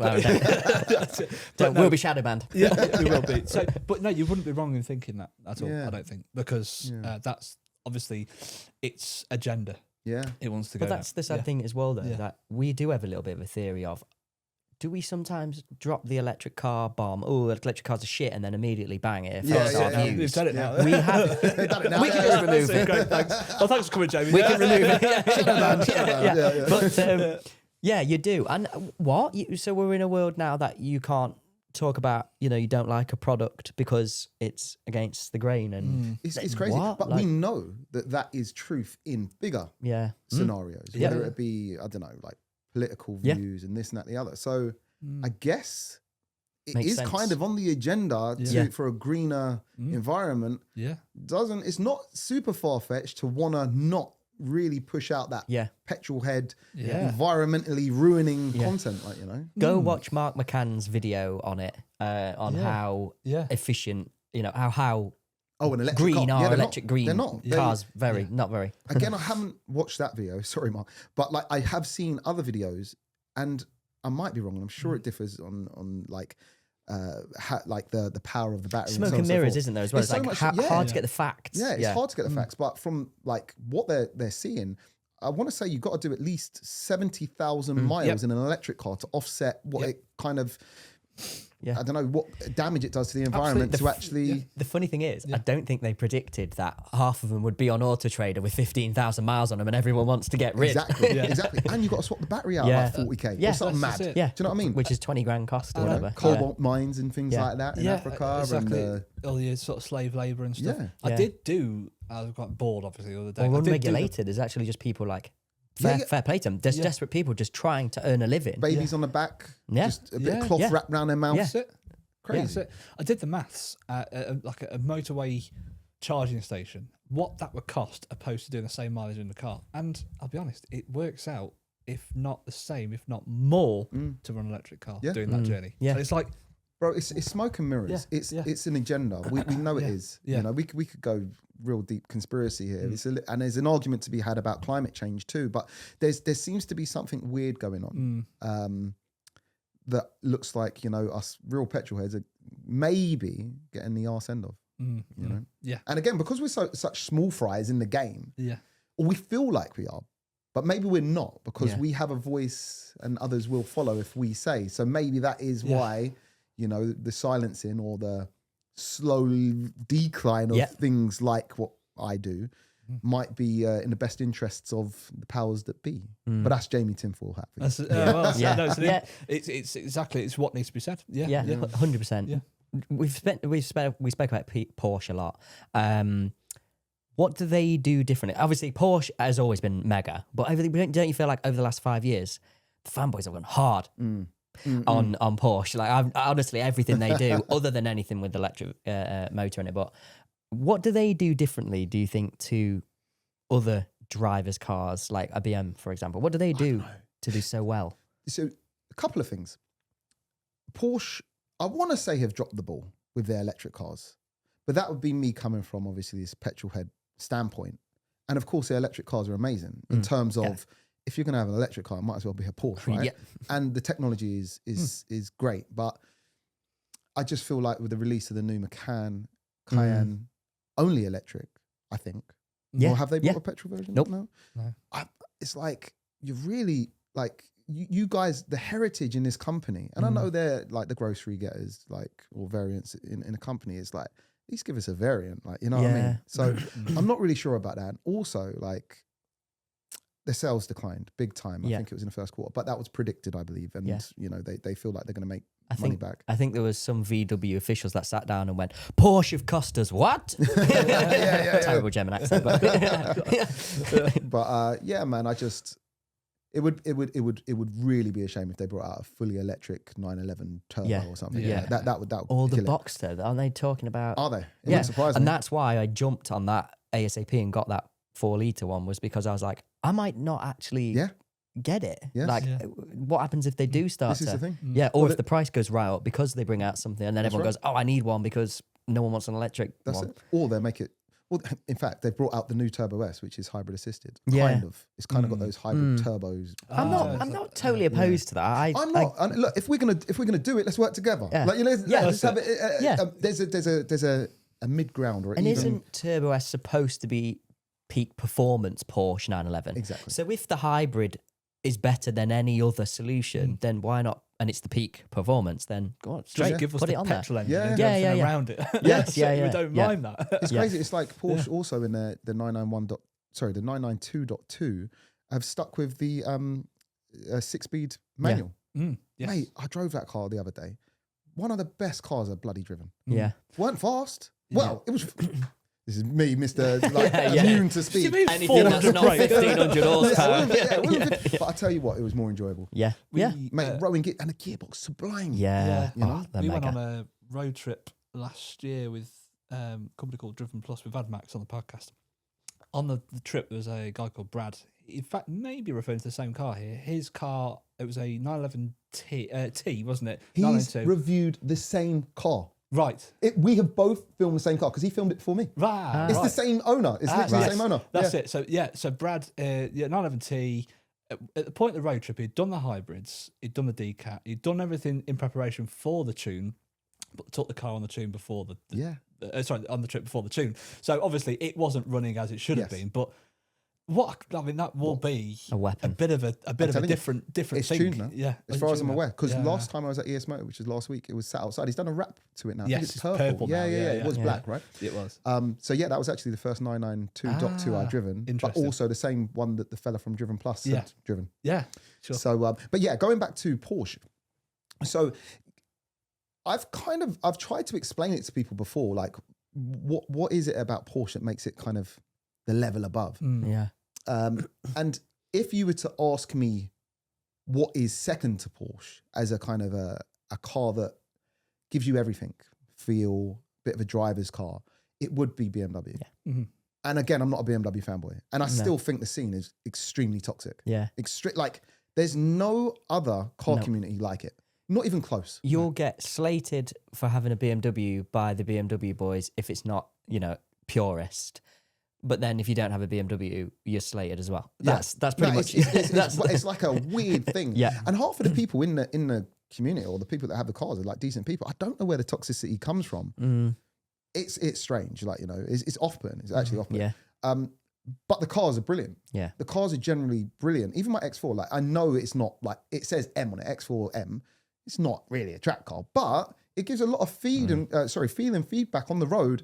And for something that I can drive daily, it's comfy, the quality, the refinement.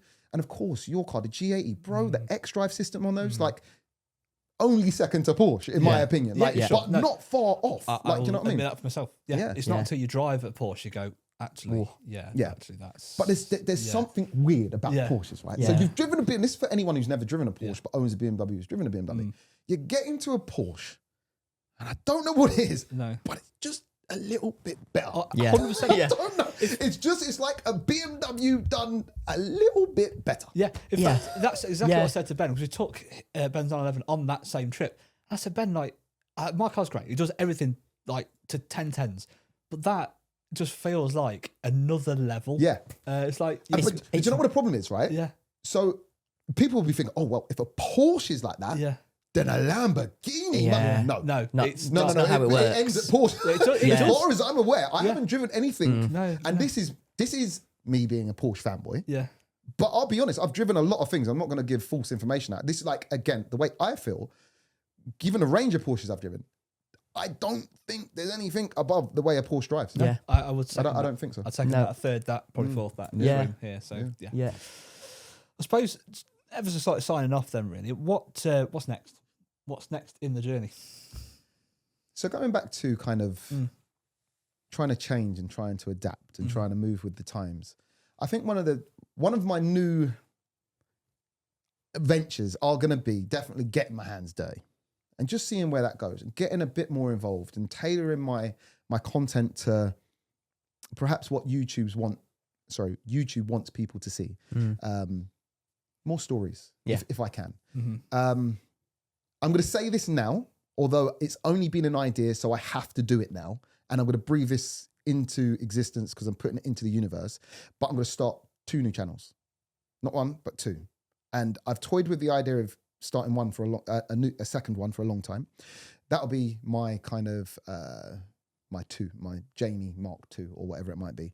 And that will then allow me to take the content that I feel doesn't do so well on my main channel now, but I know people want to still see, and put it on that.